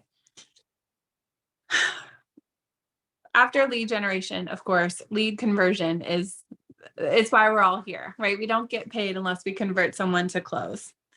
And so we are going to talk about, first I'd like to hear, well, actually, I'm going to skip that part. We've already celebrated our successes today. We've talked a little bit about challenges, but if something else comes to mind, please feel free to speak up. Okay, so by the end of today, we are going to apply the lead conversion model. We're going to develop your system for capturing, cultivating, converting, and closing leads. And we're going to apply proven methods to increase your conversion rate over time. Okay. So to start thinking about what you're going to learn today, let's consider what questions you might have about lead conversion and what you'd like to know about lead conversion. If you have anything that's already coming up for you, please share it. But as we go through the content today, listen to hear if any of those questions you're having are answered. And if not, we'll come back at the end of the session and you can ask, okay? So lead conversion is an essential part, obviously, to the lead follow-up process. Often people assume that lead generation and lead conversion are the same, and that's not the case. So at its core, lead generation is when you turn activities, that is prospecting and marketing, into leads. Lead conversion happens after the lead is captured and is part of lead follow-up. It's unique because these are the activities that turn leads into appointments with the end goal of a transaction, right? So lead generation is casting the line, right? And lead conversion is reeling them in. I learned that yesterday. Yeah, tell me more. So yesterday I thought, we have Opcity now. Mhm. And I thought like those are leads. Like when they come to you and you talk to them, not until you make an appointment with them and you got them hooked, basically, it's not a lead. It's still a lead, like generation, basically. So Yeah. it doesn't mean just because, so it doesn't apply for, what was that thing that we're talking about? Melinda, help me out in here. We were talking about it yesterday with John. It's not compared to your spear when you know them already and you match them, they're pre-approved and all that. So it's different. I don't know what I'm saying, but basically basically like Opcity app leads are not the same as leads that they're pre-approving. Yeah, and it's a totally different skill set too, right? It's one thing to get people interested in talking to you, but then when you talk to them, it's totally a different skill set to get them to want to work with you. Right. And so this says the effort you give to converting leads must match the effort you give to generating them. I would say you even need to be better at converting them, right? Your return, the investment you've made is the generation. And to get a return on that, you have to be really good at converting. So, yeah, go ahead. Yes, You because just- I kind of like remember a little bit. It's about like no, so compared to the spirit that you have or the people that you met in person, you talk to them in person, so you kind of have a heads up of what do they want and what, like what they're looking for. So and their personality, so you match them with the right lenders and all that, compared to the person that you got from an app that you don't really know nothing about them except like what they fill up in there. Right. Yeah. Conversion, to me is a lot of the asking questions, where I think oftentimes people approach a conversion process as like, I got to tell them why. I got to tell them who I am. I got to tell them what they should do. I got to tell them why they should work with me. But the truth is that it's more about the questions that you ask and what you can get them to tell you so that you can guide them in the right direction, in my experience. So if you have your participant guide open, turn to the lead conversion process page. This is session 11. So converting a lead to an appointment is a process that can happen quickly, although in some cases it can happen slowly. Shift, the book tells us that consistently getting every possible appointment from the leads you generate isn't complicated, but it does require preparation, practice, and purposeful action. Right? So being prepared, knowing what you're going to say, as Christina and I talked about earlier today, practicing that, and then being really purposeful when you're actually in front of them. So this starts at the top of the model with capture. You must capture correct information and enough information to be able to contact the person in the first place. I'll tell people I don't carry business cards. This is an unpopular opinion, but if someone asks for one, I'm always conveniently out of them. And I say, oh, let me just text you really quick. Let me just text you. What's your phone number? And I do it right then and there. And then I have their phone number, which ultimately results in me getting their email address when I want to connect them with someone else, wherever this goes. Okay. So you must capture the correct information. Then you move to connecting, building a connection, gaining information, and building trust through questions. Finally, it ends in closing for an appointment. Without the appointment, conversion has not happened. Okay. So when the conversion step doesn't result in an appointment, what do you do next? You tell me, what do you think you do next if you don't get an appointment? Follow up. Follow Stay- up, yeah. Stay in touch. Until you get the appointment, right? I'm telling you, 2 years, 2 long years until I met that person and got to sell their house. Okay, so after lead generation, lead conversion is the most business critical activity you must master. It is where the possible business that comes from generating activities can turn into probable business and ultimately profit. Okay, so converting the lead to an appointment has so much importance because it's how you have a chance at earning income, and that's what we're doing here. Converting appointments to a business is also the key to economic success. And you'll learn more about this on day 14. Until then, we're going to focus on the how. Okay, how you're going to do it. Okay. Does anybody have anything to share or ask out loud? I love it when you guys participate. All right, moving on, blowing through. Oh, good. In this section, we will get into the specific steps of the lead conversion model for converting leads to appointments. This model will help provide structure for success and lay the groundwork for future appointments. Okay, so turn to the lead conversion process in your guide if you have it. At its simplest, capturing is collecting the minimum amount of valid contact information for a potential buyer or seller. This should include their names and a way to get a hold of them, at least one, their phone number, their email, or their address. Phone number is, in my experience, preferable because it's actually two ways to contact: phone call and or text. And so this will most likely occur when you're generating. Okay, you're going to get this information. So what are some methods of capturing someone's contact information that you can think of? For example, at an open house with a lead capture form. How else can you do it? Forgetting your business cards. Yep. Mailers, flyers, right? For sale signs, people responding to you on social media. You know, Lisa goes out every week and she posts about seeing houses. And I think every week somebody says something about, "Ooh, that's a pretty door," or something, you know. So whenever people are contacting you, that's an opportunity to take the conversation to the next step. Okay. When you are capturing, is this the same one? No, it's not. Okay. When you are capturing, it is most important to know what you're going to say before you start the conversation. So in your participant guide, there are some conversation frameworks to ask for contact information. It looks like it's taken out of the book Shift. So if you have Shift, it's actually on page 93. So things like, if I were to need to contact you, what would that number be?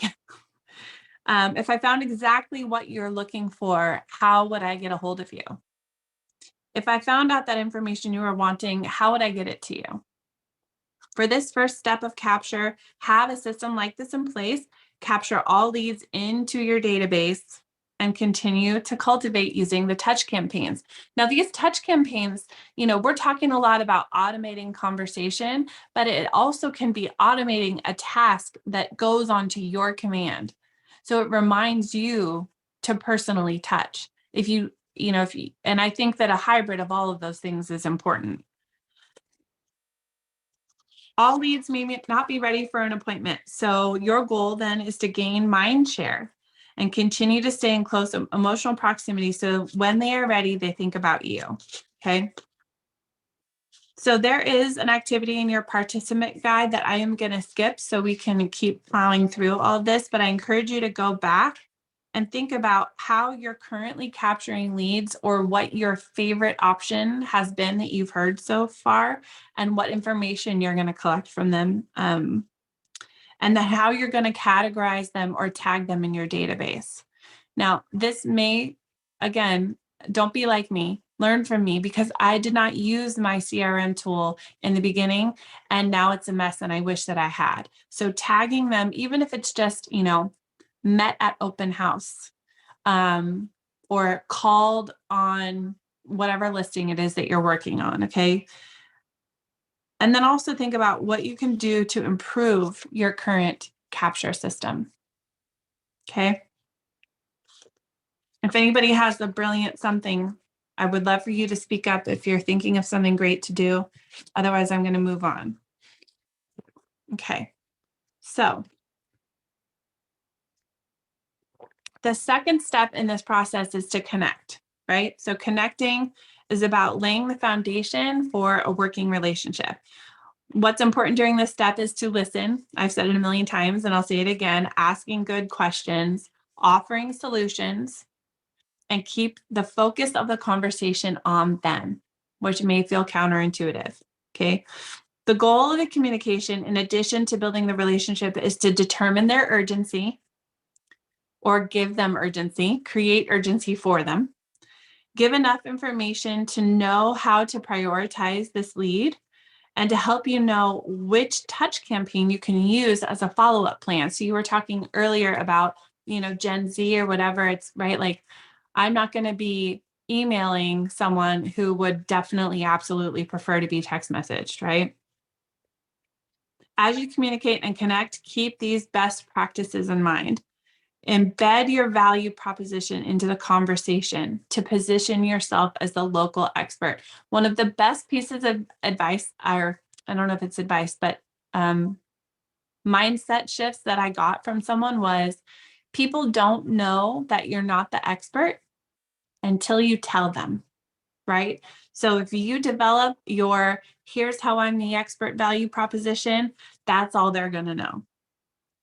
Build and have confidence through knowing what you are going to say with role playing, practicing conversation, and know the market data, know your inventory, know what houses are out there. Sometimes it's as easy as, oh my gosh, you want RV parking. I actually just saw this house the other day. I don't know if it checks all of the boxes that you're looking for, but it had this huge RV spot in it. And I'm going to send it to you and see, you let me know what you think, right? Use backward design when thinking about your communication. So that means think about the outcome that you want and reverse engineer it before starting the conversation. Use questions to help lead them toward the appointment. When I'm coaching people on open houses, I always tell people, I have a couple of conversations in my mind that I'm going to have with someone pretty much no matter what answer they give me when I'm talking to them. I have like 3 conversations and end goals that I'm going to get to pretty much no matter what they say to me. And that's come through practice, and you'll get it. You'll get your own style as if you're thinking about where you want to go with the conversation. Okay, so if you have your participant guide, it wants you to turn to the 6 connection questions page. Okay, connecting is definitely more than just small talk. Your communication should seek to answer 6 basic questions. We talked about this in the last session. So who are they? Why are they there today? You know, what is it that they want to do or need to do? Where do they need or want to do this? When do they need or want to do this? Why is it important to them? What is it going to give them? And how are they going to do it? Are they planning on financing? Are they, borrowing money from family? Do they need money out of their house? And all of these things we have answers for. We have levers that we can pull to give them connection. These questions also help whoever you are speaking to open up, right? And so what I want to tell you is it doesn't always go like this robotic, right? You could be talking to someone where they walk in and the first couple of questions you ask them, you haven't asked the right question yet. So they're still standoffish, they're still cold, they're kind of blowing you off because you haven't asked the right question. And so sometimes it just takes getting to the why. Now they're opening up. So don't give up just if they're not answering you right away, is what I'm trying to get at. Okay. These may or may not work for your unique business. As I said to someone earlier, you're going to do all these script practicing, and then you're going to go and figure out what feels authentic to you. Okay. Take some time to plan it out, though. That's the most important thing. And make sure you have some practice. I think that we're going to have a set schedule script practice that we're going to have on the calendar that you guys can pop in and out of and learn from each other as well. And I'll be there. And don't forget the Ford method of asking questions to deepen the relationship. I don't remember the acronym. It's something like family, occupation, recreation, and dreams. Yep, that's perfect. So just asking people what's up with them in all of those areas, and then they're going to ask you the same questions because that's what people do. Okay, so these are the 6 connection questions. They should be in your participant guide, and you can customize them, and then you'll fit them into each scenario that you're in. This is another really important point. Be sure to document their answers to these questions in Command or whatever CRM you're using in the notes section, right? Because they say, my sister, I just co-signed on a house for her. I'd really like to invest in something, but I just co-signed on a house for my sister. So it looks like my debt to income is higher. but they've been, all of these details that will be really great to inform your next conversation. Oh, hey, I was just thinking about you because, I heard about a new product that may apply to your situation.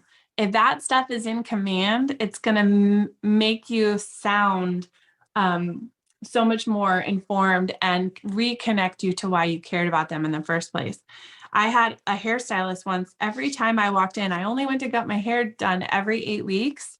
And every time I walked in, she remembered everything I had said to her last time and was actively asking me, oh, hey, how's it going with? I was like, you must be taking notes. You must be taking notes. It made me feel so special. And that's not special to me. So, okay. Questions, comments? Feel like I'm going really fast.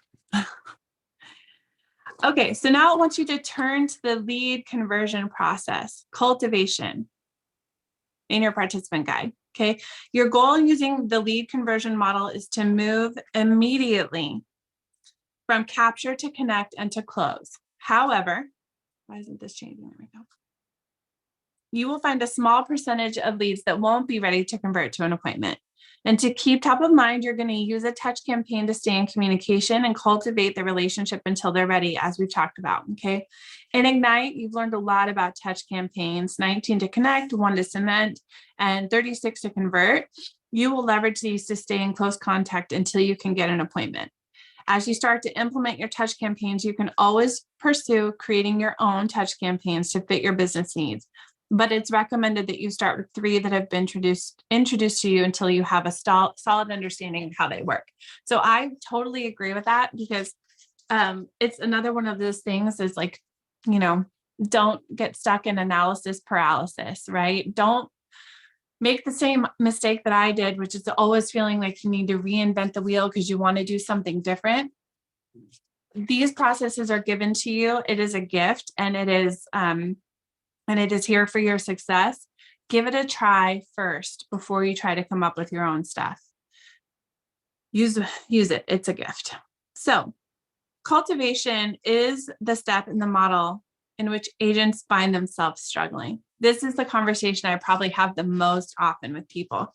Why do you think that most agents struggle in the cultivation phase? Or why do you struggle in the cultivation phase? Told you guys, not coachable. Not coachable? Sometimes I've seen some of my colleagues that I started the same time, and if they fall into like, let me try my own way right on the bat, like, and we're all new. So there's a system that we should follow and it works, but people wanted to try their own way. I mean, yeah. I guess like you can do that like later on when you know your stuff, but yeah. So not using the system that's in front of you. People definitely struggle during cultivation because they don't have the systems in place. And it does get away from you really fast, especially when you get into your first transaction, or maybe you're in more than one transaction. You can't stop cultivating. Those seeds are tomorrow's paycheck, right? But it's really easy to have that part slip because you're so busy dealing in the now. And that's why if you have a system in place from the very beginning, then that doesn't slip off. So don't let it go to waste, okay? You can't know or predict, as it says, when someone's going to make a decision, but if you're reconnecting with them in a systematic way, you'll have a great chance of being there when they do. So, all right. If you would please turn to the closed page in your participant guide, you'll find more information there that you can use as a resource after Ignite. So closing is when you ask for the appointment. I don't really ask for appointments. I usually tell people we're going to have appointments. So I'll get to that in a second, but think of it in this framework. You're concluding one conversation and seeing if there is a new one that can take place. It is your responsibility to ask for the appointment.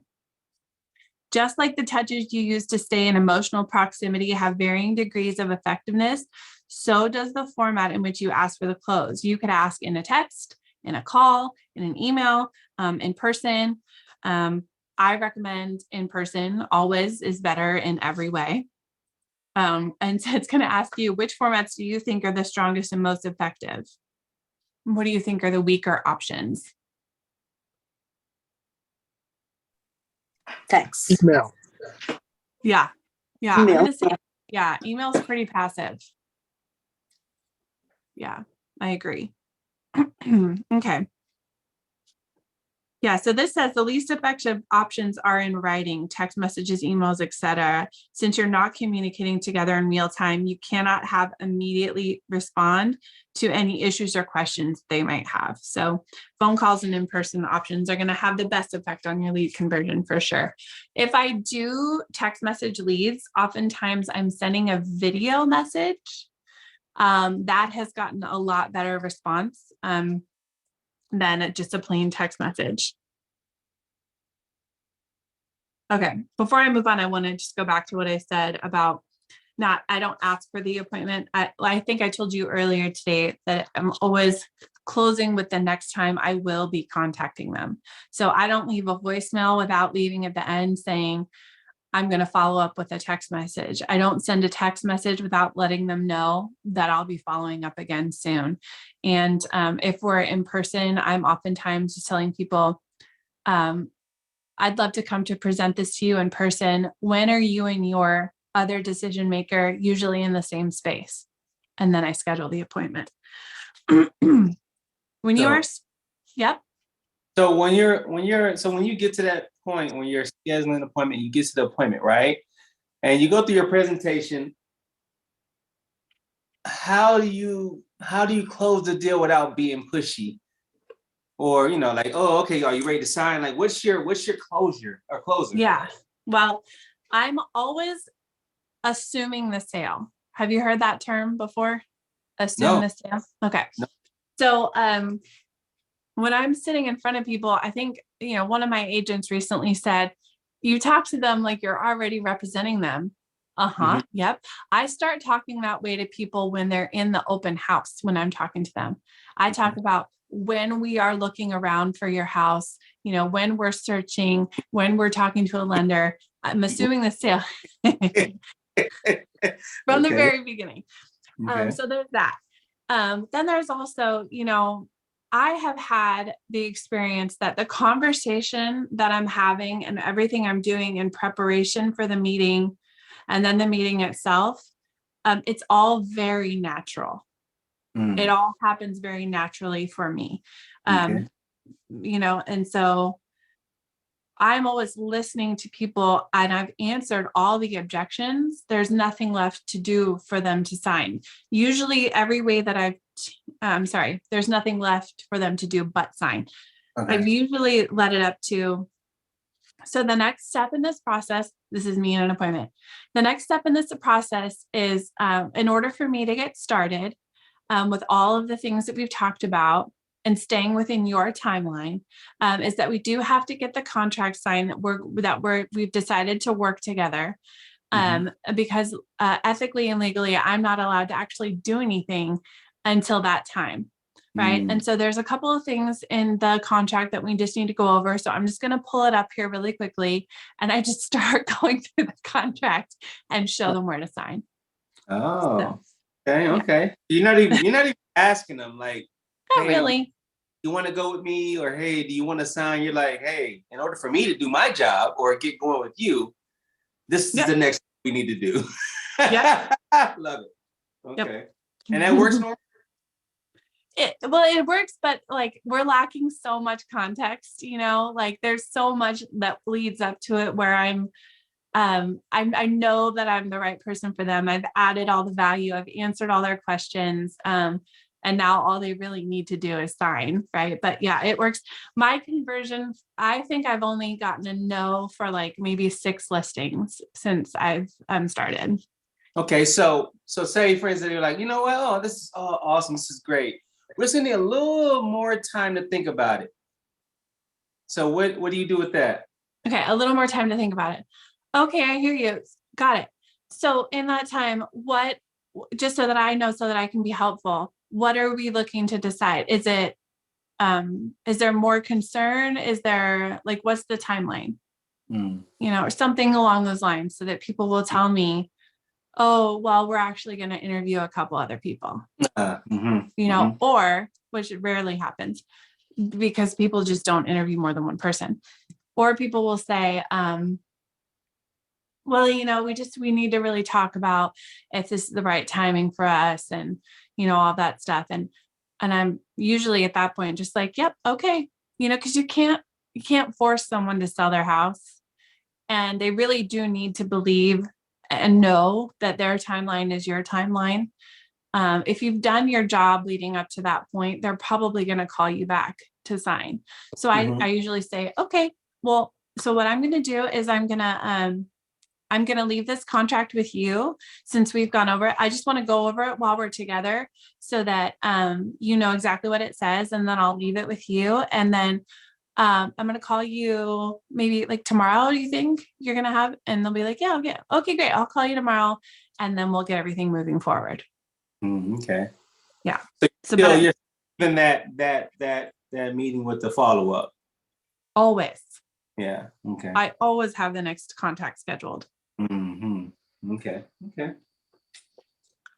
Cool. That's fun. We should do that more often. The role playing thing. Okay. Good. Yes. Thank you. Okay. Yes. Okay. So when you're setting the appointment, what are the important, elements to schedule? We got to allow. Oh, no. First of all, you're not just looking for a yes as a response to asking for the appointment. As soon as you get the yes, you should immediately schedule the appointment at everyone's earliest convenience. This means the date, time, location, etc. Okay, right on the spot. Get everything nailed down. I always immediately send a card that says, thank you and looking forward to meeting you. There's also an app called Go Reminders that is super, super cool that sends people reminders about the appointment that they've scheduled, and it looks really professional. One thing to keep in mind is the location. We will talk more about this in the transactions section when we cover buyer and seller consultations in depth. Okay, so I'm going to pause for a second because it is almost 3 o'clock and I want to be respectful of your time. We have about, probably another half an hour of stuff to go through. If you guys need to leave, I respect that and understand. I'm going to keep going. So is everyone good to stay, or does anyone need to go? I should ask. Yeah, I got an appointment. Sorry. Okay, I'm so sorry. Hey, if you want to call me, I will do the rest of this for you, just you and me, okay? When were you thinking? Anytime. You just you should have my phone number, so you and I can work it out and schedule it, okay? Okay, sounds good. Okay, I apologize for going over. No worries. Anybody else? Thank you, Nicole. I gotta get going too. I gotta pick up my kids from school. Oh, okay. Well, I will do the same for you if you'd like to finish. Thank you. Okay. If it's convenient, we can just do it at the same time. That way it's kind of kills two birds with one stone. Okay, we can talk about that. Okay. All right, thanks guys. Nicole, I was actually gonna ask, when are by any chance are you gonna come to Thomas' office? Yeah. I'm trying to be there every Wednesday. This week didn't work out. I can't remember why, but I'm trying to be there every Wednesday. That's okay, because I wasn't there this week. Okay. I got sick, so yeah. Yeah. Okay, so every Wednesday then we'll see you. Okay. Perfect. Yeah. Thank you. Yeah. Okay, everyone else, I'm just gonna power through. If you gotta go, I understand. All right, so it says, please turn to the KW belief system in your participant guide. And I'm just gonna share this quote with you. It's basically what I just said. And this is from Gary Keller. The truth is, in the end, if they can meet and have a reason to meet, they will. And if they don't, they won't. So part of your job is giving them a reason to meet with you, by the way. And that's okay. You don't care what their answer is ultimately, because you're not going to be able to force people to do things that they don't want to do. So you're just going to ask and respond until they agree that it makes sense or it doesn't. And either way, you both win. Yeah. So the whole point of this meet is not to fill each other out or for them to fill you out physically. It's one of those, you want to get them to sign. Is that what it is?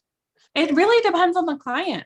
And like sometimes I will meet with people like, Lisa and I just held this open house and we met with someone who would like to invest. And I immediately scheduled a meeting with her for us to go over and talk with her. And I really didn't know what was going to come from that conversation.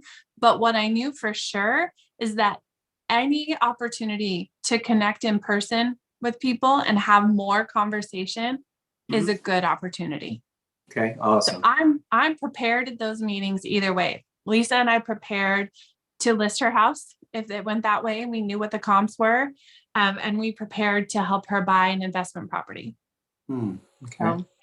And we ended up doing neither, by the way. But we made such a good impression on this woman that I have no doubt that she will call me. And by the way, she walked into our open house, looky-loo neighbor. She had no intention. She just wanted to see it. And she started the conversation by saying, I have a great relationship with my old realtor. And we were like, oh, that's great. And started talking to her about other things, So you all won her over. Is that we what you're sure saying? did. Oh, nice. Yep. Nice. Okay. So what does this say? Okay. I love it when you guys pop in and share. That really makes I hate listening to myself. Just me. Okay. So let's see. There are conversion rates guides in your participant guide. So you learned the model, steps, and actions it takes to convert a lead to make an appointment. We're going to dig deeper into what conversion rate is and how it can inform your business decisions. Okay, so your conversion rate refers to the percentage of leads that you actually succeed in turning into appointments.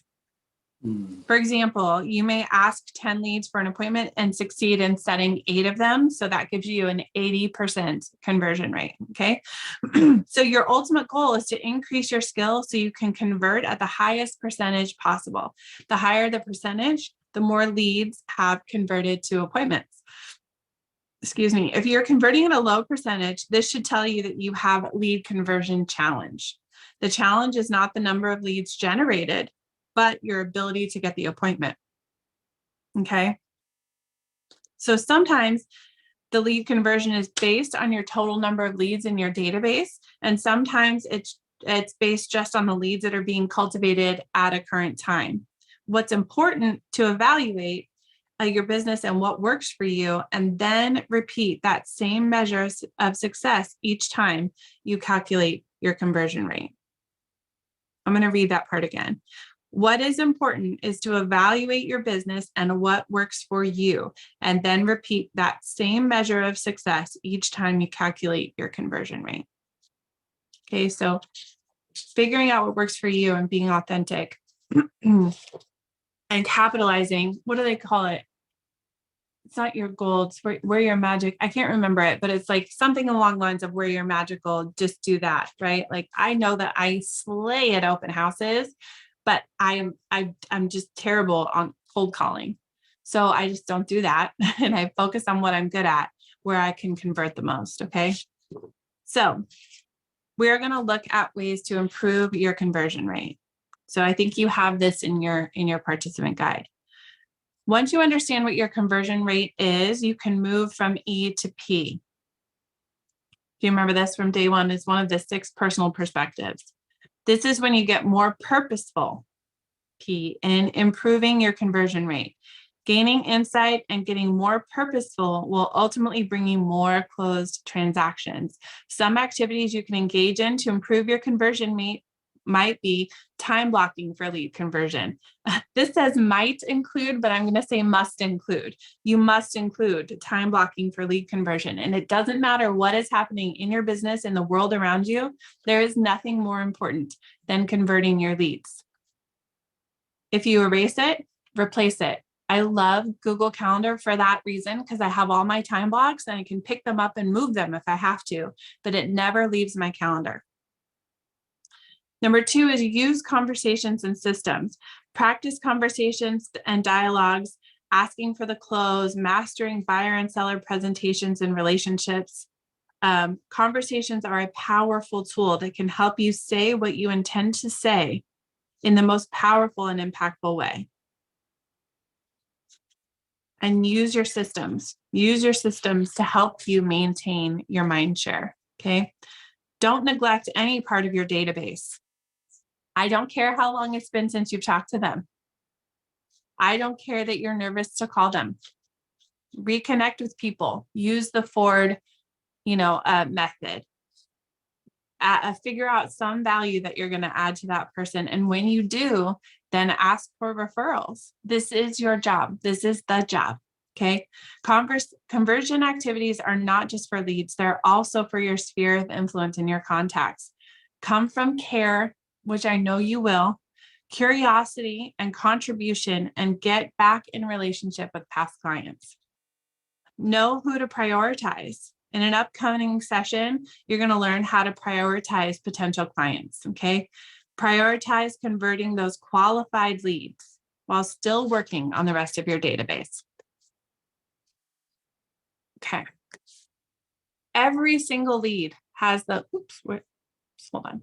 Yeah, here we go. Every single lead has the potential to turn into business. And as you've already heard, there are no bad leads. With the lead conversion model, you have learned to capture the appropriate information, connect with them and establish your relationship, spend time cultivating with them, and then get the appointment, close. Is anybody having any interesting breakthrough or anything, a little fire in their belly related to this conversation?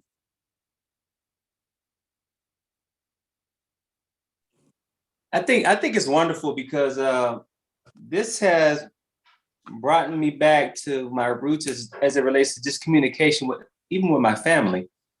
I've been out of touch with my family for some time, and just to catch up with them, ask them how they're doing, how their kids are doing, and let them know, of course, what I'm doing. But I love that. It's bringing me closer to my family and in touch with them as I should be. So I'm loving it. I'm loving it. Good. I love that. Okay, as we wrap up our learning session and transition to our success system, do you feel, I hope that you feel that you've come to understand the lead conversion model and further developed your system for capturing, cultivating, and closing leads? I'm sure you have a lot rattling around your brain about what you want to do and what you want to practice. And you're going to apply these proven methods to increase your conversion rate. Okay. Those 6 connecting questions, I would pull that page out and slap it in front of where you make your phone calls. Take the Ford system and print it out and put it up where you sit when you make your phone calls so that you always have it with you. Okay. Say it last part again, Nicole. Well, what I would do is I would print out the Ford questions, whatever it was, family, occupation, recreation, dreams, to remind you how to connect with people while you're on the phone. Print out the 6 connecting questions that we talked about, which is the who, what, where, why, when, how. Do your leads want to take action? Print those out and have them in front of you for when you're making your calls. Okay. Got it. Thank you. Got it. You're welcome. Okay. All right. So, oh my gosh, I did it. We're done. The rest of this we're not going to do. So does anyone have any questions or things you want to go back to or things you want to hear more about or anything like that before we close?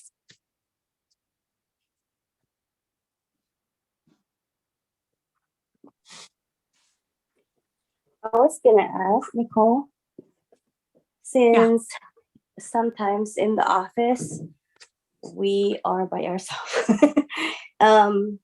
Is there any like time at all that you can come in the office and then we can do script practice or role play?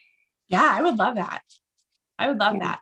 And I think that like the more people that are there, the better, right? Because we all have different scenarios that we can bring up and learn from each other. I have found that to be like one of the fastest ways to learn is through sharing stuff like that. So yeah, so my goal, you may not have heard earlier, I would like to have a standing time on the calendar so that everyone can plan for it, and then you can come, when you have time. Yes. Okay. I would love it, because when I was starting, like I asked some of the newcomers like me, but then because I have no problem talking to people. I just need to practice, like, because I'm still new to this career. But the problem is like they're scared to talk. Like they freeze out. So end up me with no experience teaching the more no experience. It's not gonna get us anywhere, basically. Yeah. Hey, if I'm in the office, I'd love to practice in our role play with you, young lady. Yeah, Jason Dawson. same. Okay. Well, Jason's Perfect. gonna If you be see me, just grab me and pull me in one of the offices. We'll practice. We'll role play. Perfect. Jason's gonna be eating amazing food in Atlanta for a month. So don't. I am. Yeah. For next month, I will be. Yeah.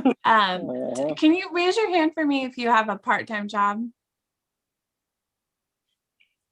Okay, so it's just one of you. Okay, so in terms of scheduling, and I know Christina's is flexible, I'm just gonna throw a time on the calendar on Wednesdays, maybe like before or after the usual team meeting time, since I'm gonna be in the Natomas office anyways. And does that sound good? We can just do that kind of. Sure, absolutely. And I'll make it available by Zoom too, just in case people can't come in. What about Fair Oaks? Oh yeah, sure. Yeah, I'll do it twice a week. I have some questions. I don't know if you have time, but I've had some open houses, but what is I don't know if you want to role play, but your role play in people coming in. Most people are like, oh, I'm just looking, and they want to blast through the house real quick. And I'm trying to connect with them a little bit, but they kind of are like, no, gotta go.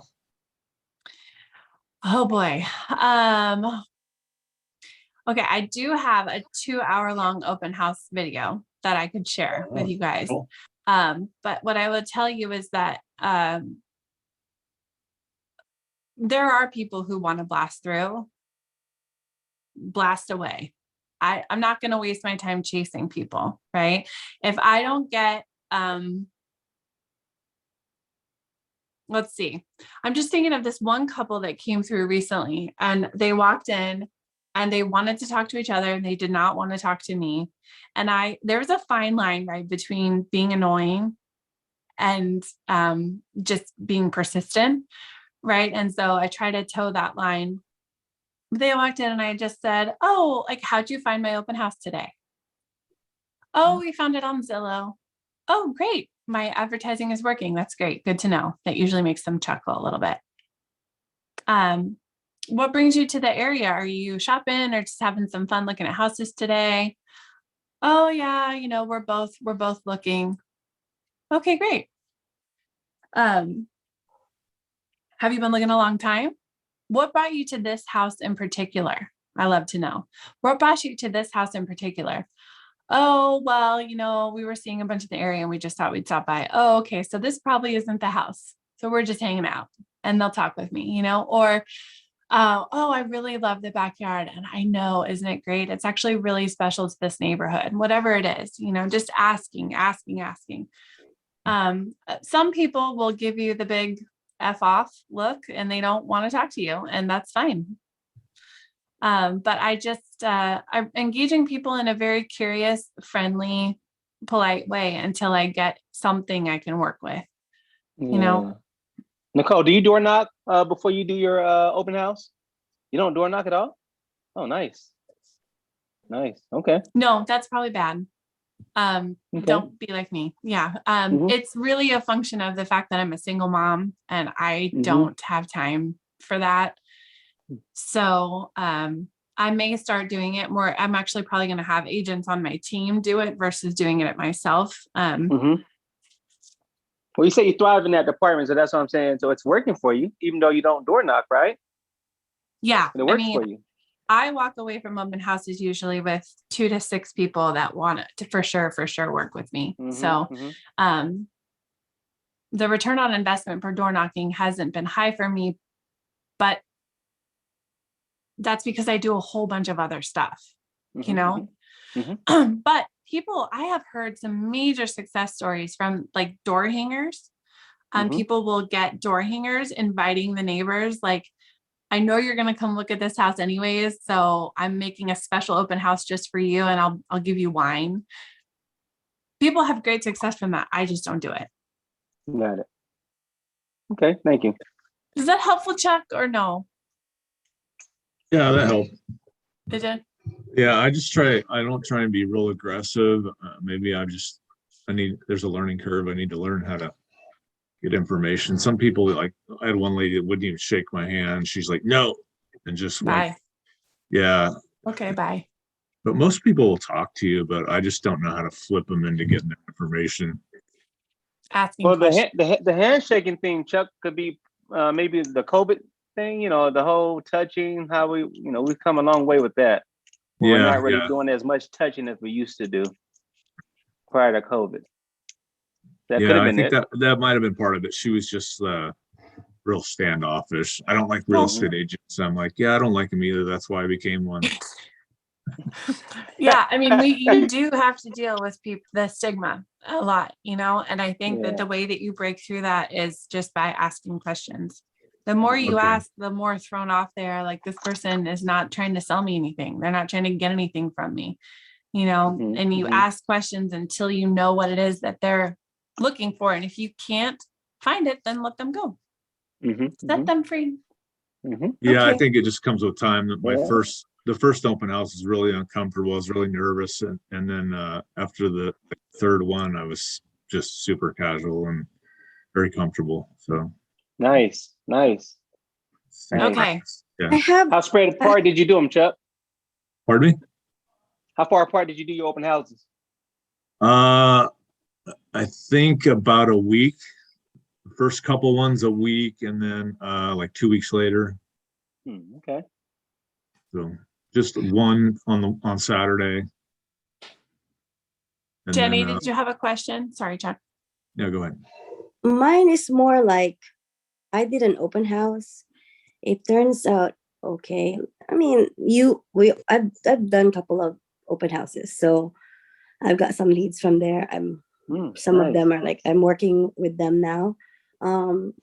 But my thing is, because there's a code of ethics, right, that we have to go through after we get our license. So it's obviously the open house is not my listing.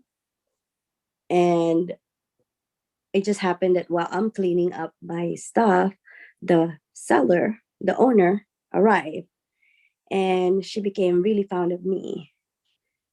And she liked me, which is not good, because I don't want the listing agent to think like I'm trying to steal their, the client from the listing agent. So I'm trying to, I don't want to say like back off, but at the same time, I don't want to be rude when she's the one asking me for my number, that kind of thing. So my question is like, how do you prevent that from happening? Well, I mean, it's lacking a lot of context. So I don't really know how you got into the position where she was asking for your phone number in the first place. But I just straight up, if somebody does that and I know that they're represented, I say, oh my gosh, I have so enjoyed talking to you too. And we have like this code of ethics that we all operate by, and it would be against my ethical commitments to to be in contact with you outside of this conversation. So I'm so sorry, but I would love to talk with you further if anything ever changes for you, or if you have a specific question for me. You can reach out to your agent and they can reach out to me. But again, it's been so great talking to you. Yeah, so she called me. I got to the point where I already told her, like, bottom line is when it comes to real estate, that's something that you have to talk to your agent with. And that's something, anything, because she wants to like be BFF now. So I'm like, anything else, like, okay, we can talk about any other things, but when it comes to probably, when it comes to real estate, that's something that I can't tackle with you, basically. So I told her that. But that's perfect. Fine line is like, if she refer you to her friends, that is not going. No, that's fine.